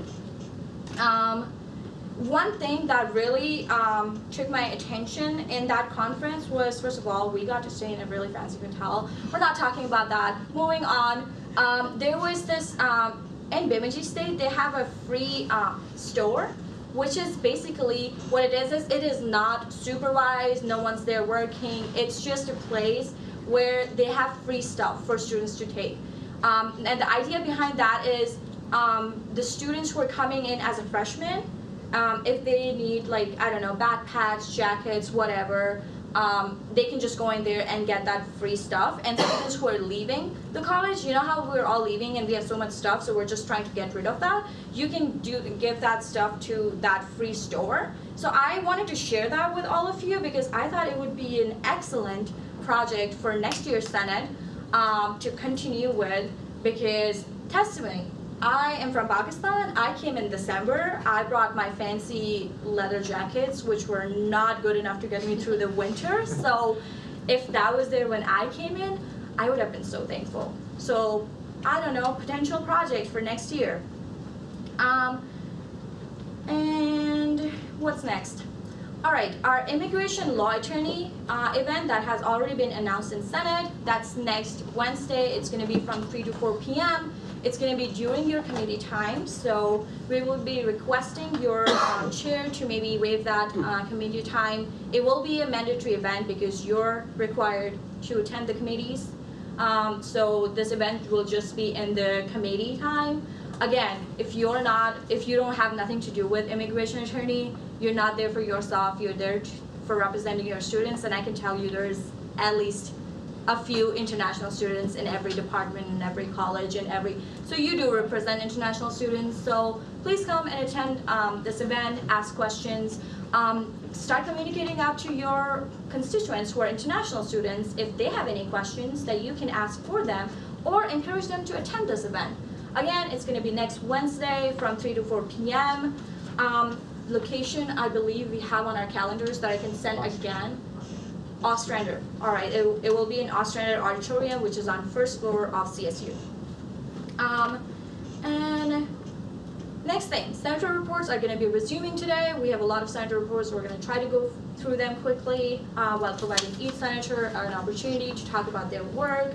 Office hours are due this week on Friday. It's on all of y'all calendars, so please go and submit those office hours. If you, for any reason, had, I don't know, a ton of midterms and you were not able to do it, send me an email why you didn't do it, and I will try to work through it, but please don't forget to submit your office hours. And then there is a concert tonight, and we have a long agenda. So I'm hoping that you all did a productive committee meeting so that we don't have a lot of discussion, but I will still entertain it. But I just want to put it out there. There's a concert tonight. If there's any after parties, I will be accepting invitations. No, I'm kidding. I will take any questions at this point, unless I have one last thing on my agenda, on my report. If there's any questions, Senator Roberts. I just wanted to know when and where on April 10th is your amazing award happening? I will email that to you. Awesome. 5 p.m. 3 to 5 p.m. Ballroom? CSU Ballroom. CSU Ballroom, 3 to 5 p.m. I'm the one planning it. Emmy is the one planning that. Oh yeah, I received that email from Emmy. Yeah, I didn't nominate Kyle. Sorry. Somebody else nominated you. Somebody else nominated me. On camera, thank you for nominating me. Senator Flynn. Just for like clarity's sake, what hotel was it that the conference happened at? It was it's on my it's Intercontinental Indigenous Hotel. Their Okay. proceeds go to indigenous communities. Okay. Yeah. Cool. It was really cool. I took pictures. Next. Next question. Any question? Any question? Sandra Osmond. Yeah, I was gonna ask. Can you bring guests to your leadership award? I can take 2 guests. So You can have 10. 10? Girls, did you look at the RSVP form? In your email, you said 2. Oh, well, that was incorrect. You can have up to 10. I updated it for RSOs. I apparently forgot on the standard test. That was the COVID count. Sorry, y'all. That's what happens when you use templates. It's been a long week, long 2 weeks, long month, year. Okay, I can take 10 guests. Whoever wants to come, just tell me. Okay. Next, if there's no further questions, the last thing on my report is Dean of the Day. We have Dean Budge with us here. Would you like to address the Senate, Dean? Thank you.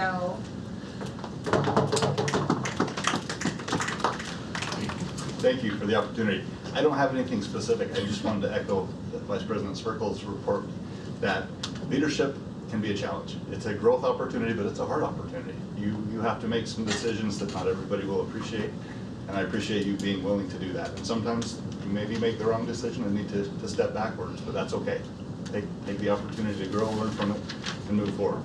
Whether it's in your seats, whether it's in our administration seats, whether it's in faculty seats, we're not perfect. So do the best you can do. We appreciate your service, and certainly anything that we can do to support your efforts, we appreciate that opportunity as well. So thank you for all that you have done and continue to do for us. Thank you, Dean Budge. Do we have any questions for the Dean? And then again, Dean Budge is the Dean of CSED. All right, I don't see any questions on the floor. So thank you for joining us. I would pardon my absence. I need to slip down to the scholarship event. It's happening right now as we speak, so thank you. Thank you.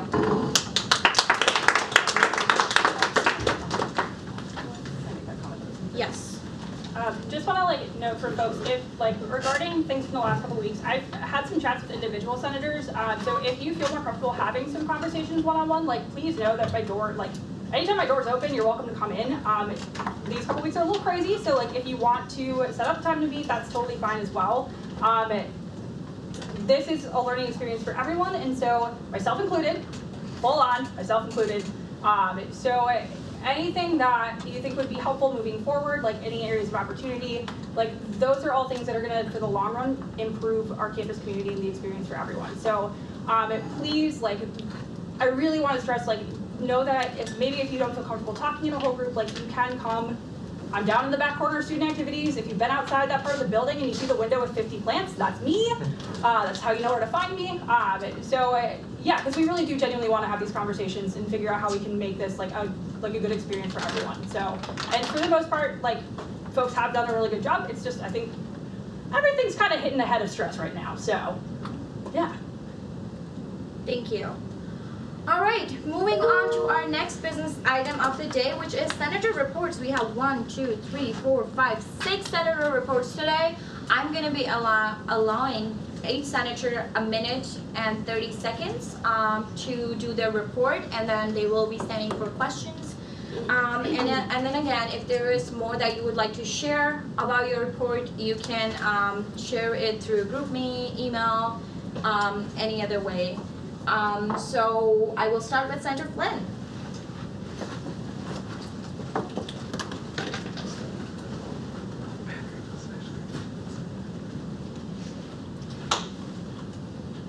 Plan on making mine quick, even though this is my last report, but a lot of my focus has been on election stuff. As y'all can see, I did a thing earlier today with the forum / debate that wasn't debate. A lot of the projects I have taken part in are also involve other senators, so I'm not going to talk about those because of time, and I'm kind of like tangentially involved in them, so it's not my primary drive.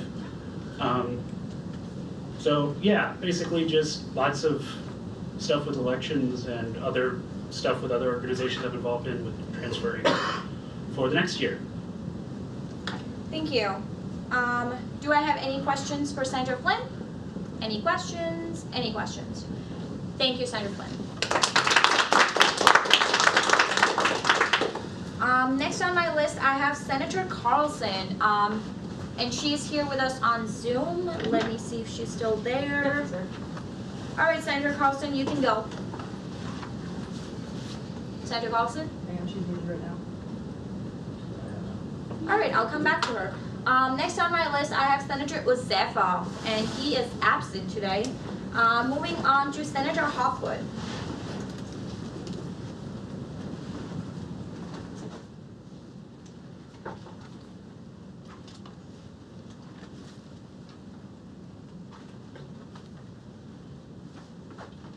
Hello guys, this is my last senator report since I'm graduating, since being on student government for 2 years.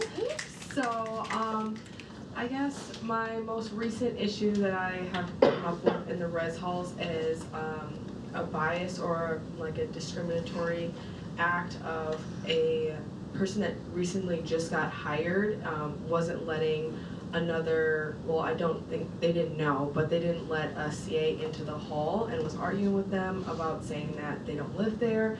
And so I've just been, I contacted Hannah, which is like the director of like the Julia Sears, and then like Crawford, and another residency that it's like who she also covers. Anyways, I've been talking to her, and we're writing up a report about, you know, making faculty that get hired aware of like not being biased towards the students that live there, or not letting them in, especially since that student was a community advisor. So, and he was also the only person of color on his floor, so I think, you know, it was definitely race driven.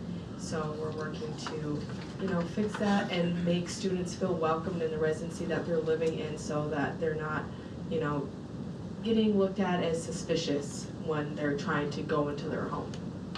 So, good. At a time. Thank you. Senator Hoffwood, great report, great project, thank you. Do we have any questions for Senator Hoffwood? Any questions? Any questions? All right, thank you. Moving on to Senator Nguyen.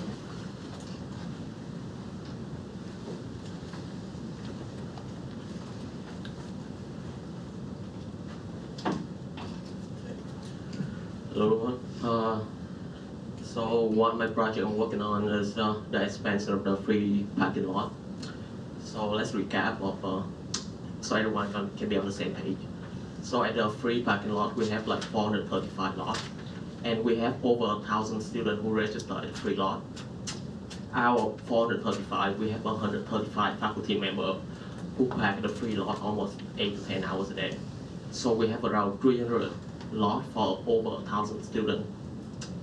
So at the last meeting at the Transportation and Parking Committee, we discussed about we expand the free lot to the south of the orange lot for the first couple of weeks of the semester.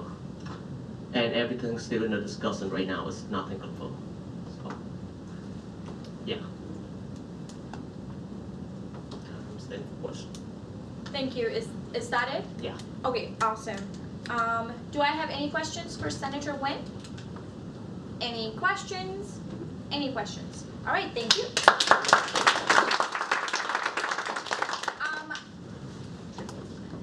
Next, I have Riley Carlson. Senator Carlson, are you ready for your report? Yes, I'm sorry. It's all right. You can I'll get keep started mine now. short and brief. Sorry I'm not there today, you guys. I kind of had a family emergency, so I'm at home with my family right now. But pretty much what I've been working on, Sean and I have both been working on a big event coming up for international business. And we've also been discussing some things with the dean, just regarding online versus in-person stuff that's kind of been happening where some professors are online, some are off, and it's kind of confusing for for students still. Another thing is I've been in contact with Rick Straka, and we are going to be soon working on getting that dollar budget plan up on online, so it's very transparent to students where their tuition money is going to be going. So that's it. Thank you. Thank you, Senator Carlson. Do I have any questions? Any questions for Senator Carlson? Any questions? All right, thank you. Next on my list, I have, actually last on my list, I have Senator Pena.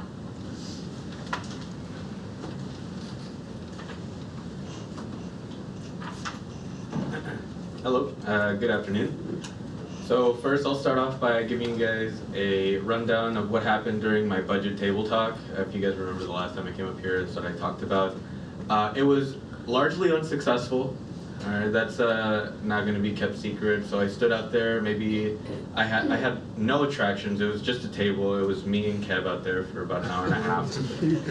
So that's definitely a problem. The weather was not optimal. A lot of students seem to be in a rush, but that's something we can't help. So largely unsuccessful. I think I learned a lot for next time if I ever want to do something like this. Yeah, we'll end off with that. Last week we had our last tech fee meeting, which I was part of the tech fee. I don't know if everybody remembers, but this year we did get it to be frozen, the tech fee. And in my view, I just saw that because we were losing a lot of student credit hours that were going to come in to fund these things, it didn't seem to be the best move to make large moves this year. So I thought freezing it was the best option, and I'm very thankful for that consideration from the tech fee. And then moving forward, next week on Thursday, April 14th, we have the Know Your Worth event. So that's coming up, partnered with Joey. Joey's the boss, obviously, so I hate to take his credit, but that's something we're doing, so feel free to stop by. We're gonna have some speakers, some food, I hear. It's gonna be a good time. Ta-da. That's it, but I would like to know the event that you're talking about, when and where is it going to be? I'd like to yield to Joey Nowak.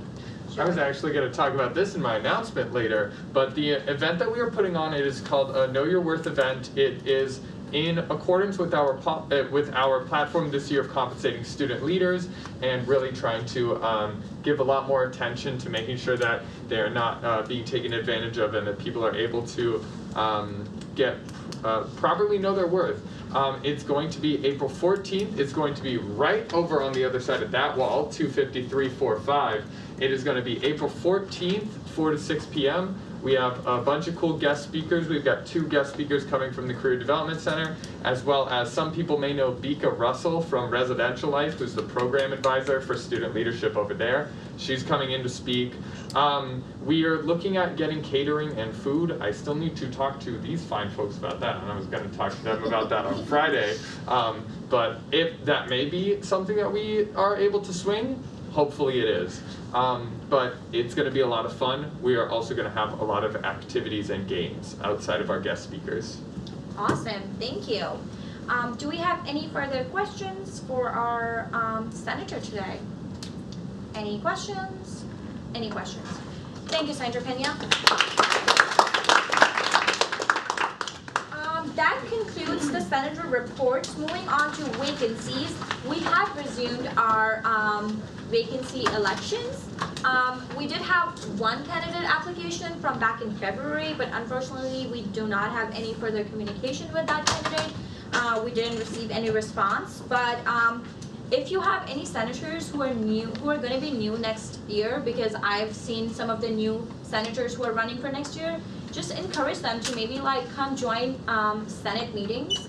If they don't want to run for a position, just encourage them to come join. Or if they want to run, they're more than welcome to. We've got 2 more meetings, so I will be entertaining any new candidates. But again, as policy, I will be going over all the candidate applications we have. It's College of Allied Health and Nursing, College of Arts and Humanities, College of Education, College of Social and Behavioral Sciences, Graduate Studies Senator, and off-campus senator, another off-campus senator, Res Life senator, and another Res Life senator. All right, moving on to new business. We have got 4 resolutions today, and I believe you guys have a productive meeting, so I'm seeing some motions on the floor. Are these motions on the floor? Motion, yeah. Senator Roberts. Motion to withdraw the ballot resolution due to redundancy. Awesome, thank you. Senator Saha. Motion to withdraw expanded student leaders compensation resolution. Thank you. All right, we are down to 2 motions then. First, 2 resolutions. First resolution on the floor is Senator Compensation Resolution. Motion by Douglas Roberts, seconded by Zahara Osman. Zahara's not here with us today, but we do have a proxy.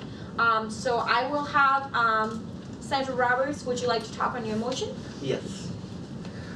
So, big thing is when we basically in the budget meeting we came to this big agreement to compensate senators as well as exec leadership. I just wanted to make sure that that area of funding was basically implemented, so thus I basically in the motion changed the language from may to shall, just to guarantee that that was taken care of.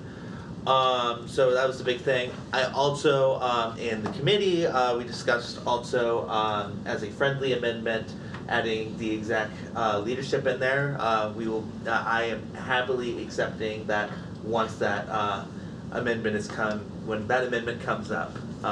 But I'm happy with how the committee went in this discussion on this, so I very encourage the membership to pass this resolution. Thank you. Thank you. Senator Osman, proxy, would you like to talk on the second? And then this motion again was discussed, so if anybody else wants to talk on the second, or we can just start the discussion period.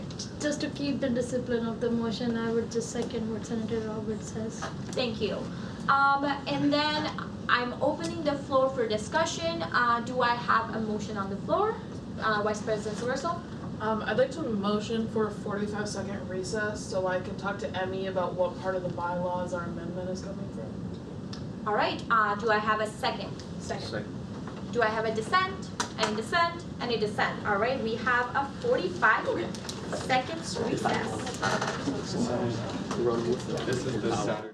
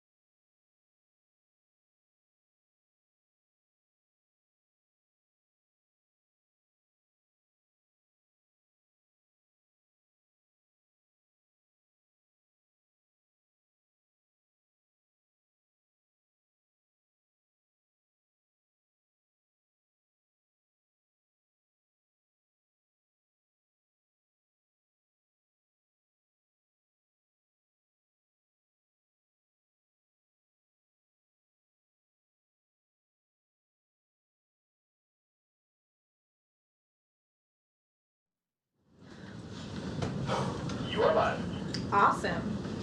All right, we have reached the time limit for a recess. Motion. Do I have a motion on the floor? Vice President Seversol. Thank you. My motion is to, after where it says subsection E, student senators, so after that section, to add another be it resolved that reads that Article 11, Section 2, that the language be updated with the current stipends, which for letter A is 9,360, letter B 7,488, letter C 5,990, and letter D 1,000. Thank you. Senator Roberts, would you like to accept this amendment? I accept the amendment. Since it was a friendly amendment, we do not need a second or a dissent on that. The amendment is accepted, so we're gonna go back to the discussion period of the whole resolution on the floor, which is Senator Compensation Resolution. Do I have a motion on the floor by Senator Saha? Point of personal privilege, could you pull up the motion on the screen, please? Can I request ID Solutions to pull up Senator Compensation Resolution? It was a part of the agenda email that was sent out. But then again, were you present in the committee meetings? I read through all of the resolutions. I've got some copies here if there's anyone reading through, but according to my belief, I believe you guys have done all the productive discussion on this resolution in the committees. And then again, this was emailed to everybody as well. Here. I've got 4 copies. So I will send 2 here and 2 here. Okay, we are in the discussion periods. Do I have any discussion points? Vice President Seversol? Thank you. So on the 1, 2, 3, 4, 5, 6th whereas, where it starts with for many students $200, I would like to see either a citation or have this line be struck, because the previous whereas gets to a lot of the same point, but the whereas I'm referring to makes a claim that isn't backed up, at least as it currently stands. So I would suggest somebody do that. If not, I'll make an amendment. Senator Roberts. I motion to amend my own line, whereas for many students, $200 would actually raise them over the federal poverty line, to strike that line for redundancy. Thank you.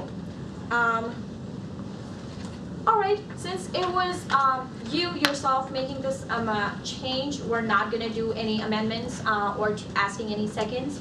We're back into the discussion period of the resolution as a whole. Senator Wink. I just have a question for Vice President Seversol on the amendment that was just added, just what the 4th line item was. I assume that's coordinator pay. I just wanted to, okay, excellent, thank you.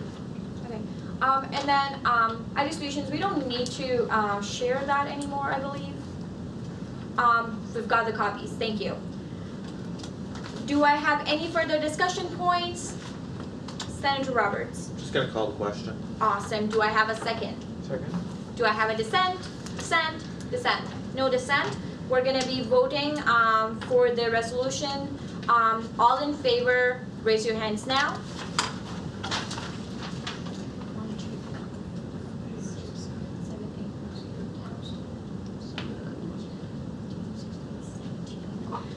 All against, raise your hands now. All abstain, oh, none. All abstain, raise your hands now. All right, that's a clear yes, and the resolution is passed, if I can find my resolution is passed. Moving on to our next new business item, which is graduate assistant. Let me find these here. All right, we have graduate assistantship policy resolution, motion by Douglas Roberts, seconded by Ryuto Hashimoto. I have 4. I have 3 copies, so I'm gonna send one this way. I'm gonna send 2 this way. Again, you guys have discussed this already in your committees. This was emailed to everybody. And then I'm gonna have Senator Roberts talk on his motion. Actually, it's going to be a motion to table until next week. Awesome. Do I have a second? A second. Do I have a dissent? Any dissent? Any dissent? Any dissent? All right, we table the graduate assistantship policy resolution until next week. That concludes my new business for today. Moving on to old. Just a point of order, it did look like there were some things sent in the chat when we voted on the first resolution, just for the record. It popped up on screen quickly when we were voting. I just want to make sure those senators are I'm online. gonna take a quick look at the chat and Okay. see Yeah, I what just saw it the was. chat box pop up. Just want to make sure that those senators are I don't have any on the line. counted. It was just a second, and we had Excellent. 100 Cool. seconds Just wanted to here, clarify so. that, so. Awesome, thank you, Senator Wink. We don't have any old business today. Moving on to announcements. I have my first announcement from Chair Caitlin Trawant. No, but. I am so sorry. Help me pronounce that correctly. Trabant. Yes. Awesome, thank you.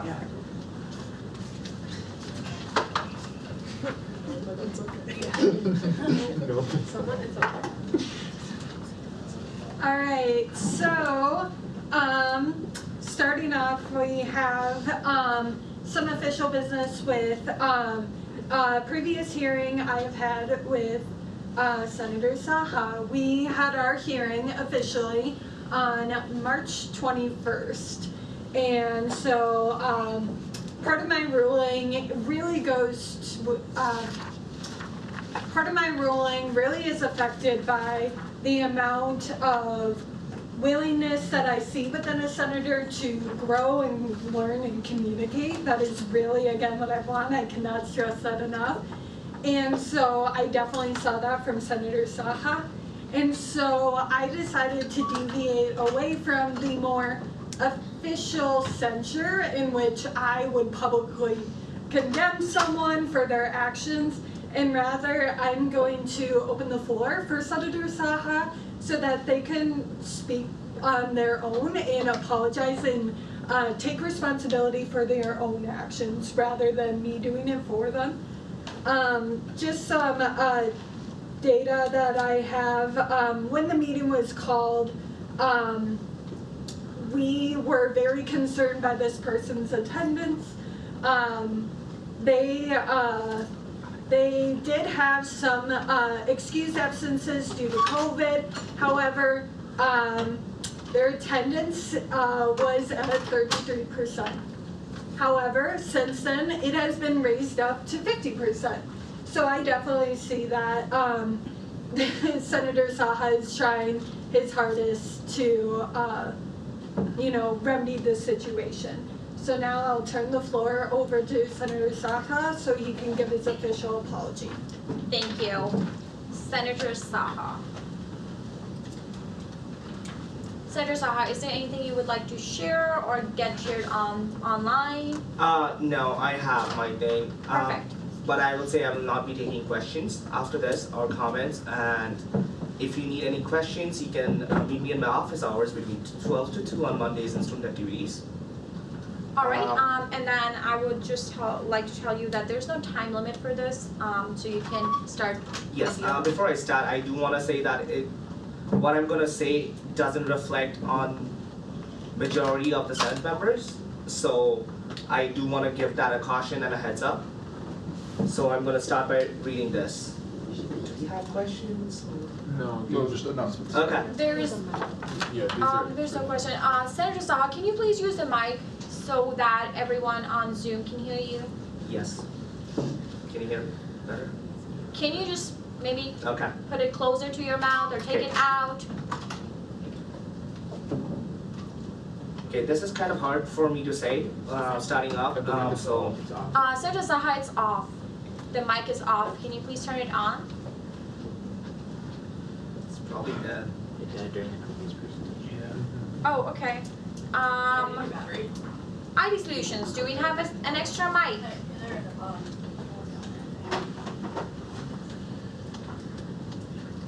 we're gonna take a few seconds to see if IU Solutions has an extra mic. If not, I suggest Senator Sahab, try your best to speak the loudest you can. They have an extra battery, but I'll help. Just give They it a have an second. extra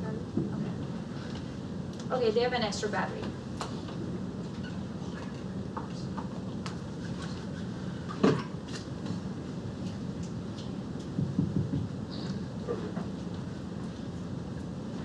Before I read this through, I just want to say I only have shown this to only 2 different people right now, Emmy and Kwesi, the graduate advisor. So I want to respect that like none of anyone else has seen this, so like it kind of might come as a shock, so just give me a heads up. Dear Senate members, I want to start out by saying that I apologize to my fellow senators for my absence in a couple of meetings and me attending through Zoom temporarily. I also want to give a little context to the story. I didn't have the courage to tell my story until a few days back. And I want to give a shout out to Student Activities Graduate Assistant Kwesi for giving me a courage and clarity to share my story today. When I joined the Senate, I was really proud to be part of this Senate. Being part of this Senate that shattered the glass ceiling meant a lot to me, but things soon changed. A senator who was doing so well in fall and early parts of spring semester suddenly fell off a cliff. The senator who was being involved in getting a lot of things done. So in early February, I had the privilege to invite a guest to student government to share about their story and providing a student that platform to share their issues with the student senate as it should be. But due to that invitation, I was called by some members of the Senate to meet up before and explain myself. I requested what the conversation is going to be about, but got no response regarding that. So I went into this meeting blindsided. I was given less than a couple of hours notice to meet. During the meeting with the Senate members, I was targeted and said I was trying to stir up something. I felt threatened through the process. I felt degraded going through that. I was really upset from it all, to put it lightly. The conversation during that meeting with those members and the Senate meeting after was really bad. And how I was treated by side comments about me taking the initiative to bring a guest and how that was wrong thing to do. Those were followed by petty comments which really broke me as a student leader. It was followed by news spreading through grapevine that those previously mentioned members were upset about the reporter using me as an indirect quote in their story. And they thought I was chasing clout. And even claiming that I'd be included in that story and went to the editor's office myself to push it through. They were all upset that I was named in the newspaper and not them. All these incidents, along with the rumor spread, took a serious effect on my mental health. I considered dropping Student Senate, but didn't cause some of them, but didn't cause the support of some of my advisors and friends. I was scared to attend meeting and joined through Zoom instead. But I'm happy to talk about that. But I'm happy I can talk about that have gone through this and the ordeal that happened to me. I also know of some former senators who have quit Senate and almost dropped school due to this above mentioned Senate members. I consider myself lucky that I had allies by my side through this process. If you think through the whole event, I was bringing forward a student voice and I stand by my decision. And if I have to repeat that, I would do it in a heartbeat. I would name some people who have stood by me during that time and helping me speak my truth. They're my friends and allies.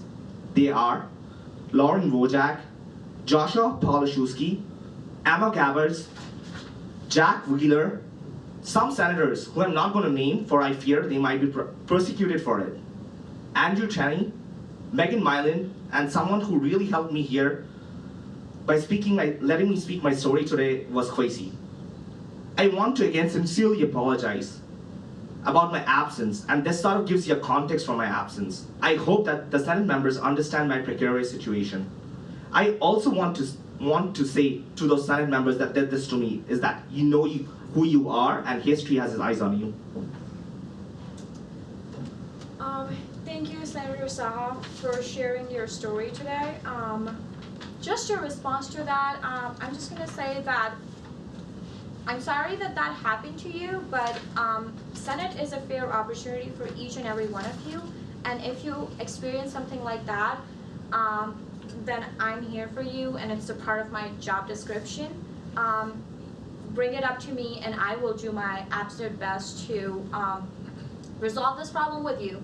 I'm sorry that one of the senators had to go through this, but again, if any senator feels this way or have had this experience, please bring it up to me, because I sit here so that I can make sure that you all have a fair opportunity, you all have a fair chance, and you all have a voices, and then make sure that those voices are heard.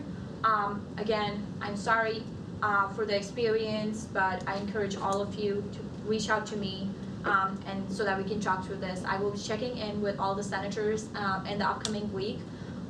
So yeah, let's just be open to each other. Again, I'm here for a reason. If you have a problem, please bring it up to me, and I will do my best to resolve that. We're going back to our normal announcements. Do I have any announcements? Senator Flynn. Very quick, elections, yes, they're a thing. If you are not running for next year and would like to volunteer to help out manning the polls on Monday and Tuesday, that would be lovely. And I'm hoping our lovely speaker will allow that to count for office hours. Yes, yes, I will count that as office hours. And in addition, tonight in the dining center, they have a premium meal, Clue themed, and it's got really good food. Thank you. Senator Wing. So I got a couple of little things. One, I know most of y'all are actually pretty politically active. On Tuesday, College Democrats and Turning Point USA, as well as possibly College Republicans, ? Will be hosting a debate moderated by Senator Roberts here. It'll be Tuesday, 7 p.m. over in CSU 245, if I'm correct. Yes? Yeah. Yield to Joey, quick. Correction on that. Not this coming Tuesday, the Tuesday afterwards. Oh, we pushed it back a week. No, I don't believe it was ever pushed back. I just believe that. Let me just real quick check the date How on about that. I suggest that once the date and time is confirmed, It's the 19th. Oh, I was so that's the week after, correct? It was supposed to be April 12th. all right. Yeah. Everybody, let's get back to Senate. I suggest a friendly suggestion. Once the date and everything is confirmed, send us an email or just drop a message in group chat in group meeting. Any further announcements, Senator Spears? Yeah, I just gotta repeat. Go to the concert, 7:30 p.m. I crushed my hand and my foot setting up, so it's worth coming. I'm supposed to be running merch, so you can come say hi to me at a merch table. I'll be there. Yes.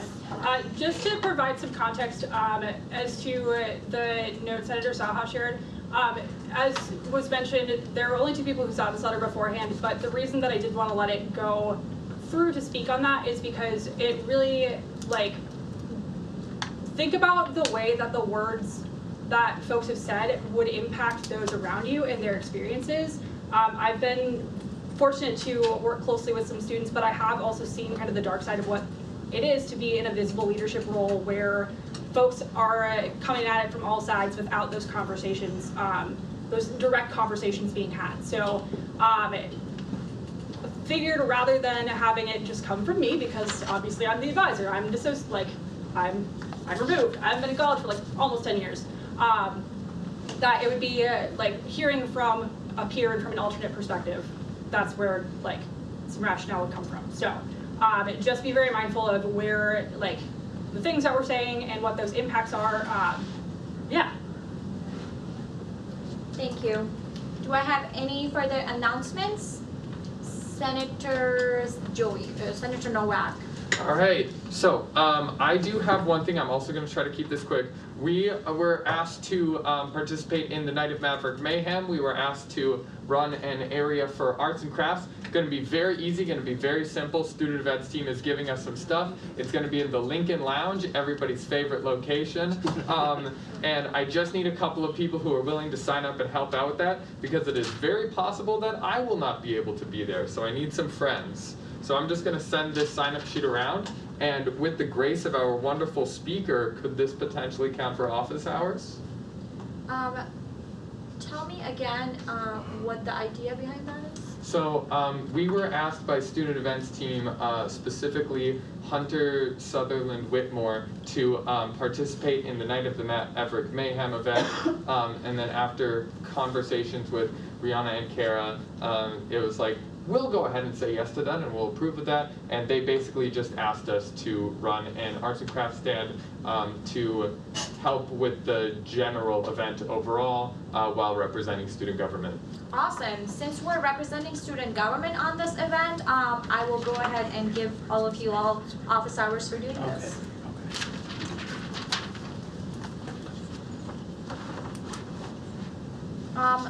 Okay, next on my list I have Senator Wing. Well, I've got an announcement. I also was just wondering when and where the event was going on, like, because that was not mentioned. I can re-clarify that. Lincoln Lounge at the CSU is the where, and the when is Saturday, 8 p.m. to 11 p.m. If you can't go for the whole time, completely understandable. Awesome. And is this week's Saturday? This week, Saturday. Perfect. And then if you're there, you will get office hours for that time. Senator Wing, do you have an announcement? Yeah, so as many of you know, I'm pretty politically involved. I'm actually a delegate for the state and district conventions for the Minnesota GOP. If there's any candidate that you're interested in getting to know more about or want to get connected with a campaign, let me know. I've heard from almost every candidate running in our area in the last like 2-3 weeks. So if that's something that would interest you, please let me know, because a lot of them are looking for volunteers. I've gotten like a half dozen calls in the last 2 days from different candidates, so yeah. Thank you. Senator Dustin has an announcement on Zoom. Oh yeah.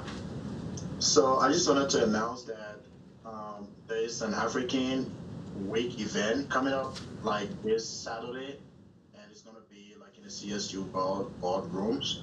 I just wanted to encourage all of us to attend that event to experience African culture, because there's large variety of different cultures in Africa, and I understand that students are going to be displaying their culture through fashion, dance, music, food, and so many more. So I just want to encourage all of us to attend that program to just experience African culture and help support our African students here. Thank you, Senator Dustin. Can you please provide us with the timing of this event? 6 to 9. All right, Saturday 6 to 9. Senator Chimezie? Yeah, it'll be nice to come to that event also, because I'll be dancing for Nigeria. I'll also be dressing up in my Nigerian attire. And you shouldn't even talk about it though. Nah, you're good. All right, thank you. Yeah. So my second announcement is I pushed forward the date for my project, Student Meets Global Business, to April 18th. So it won't be next Monday, but the Monday after next Monday. Yeah. Thank you. Awesome, thank you. Senator Roberts. On April 11th, starting at 5:45 p.m. In Ostrander Auditorium, will be the first speech debate showcase, showcasing our national competitors who are going to the National Forensics Association National Tournament. Awesome, sounds like a fun event. Do I have an announcement from Roxy? ISA elections, voting is open. If you're international students, please vote, and ask your other international fellows to vote. Only one candidate, but voting is important, so why not? Thank you. Do I have any last announcements? Any announcements? Any announcements? All right, I have an announcement. I just wanted to let you all know that today we started with a very heated presentation. You all have had a chance to see what a comment on a public platform does. We want to make sure that we are being careful of what we did hear both sides. We heard the senator's side and we heard the organization's side. So I want you all to just be like, take all that information in, have productive discussion on it, and just like learn from this experience, and just be careful of how we're representing ourselves, because I found out that other schools were watching our budget meeting. And our budget meeting this year was popular not only just in Minnesota State University Mankato, but in other colleges. So let's just be careful of how we're representing our school towards other schools as well, okay? Moving on to the roll call, do I have a motion on the floor? Senator Hoffwood. A motion to waive roll call. Thank you. Do I have a second? Second. Do I have a dissent? Any dissent? Any dissent? All right, the roll call is waived. Senators, please stay in or senators, please don't go out of order. We haven't adjourned the meeting. Senator Wynn, you're out of order. I adjourn this meeting at 6:14 p.m. Tuesday through This Monday.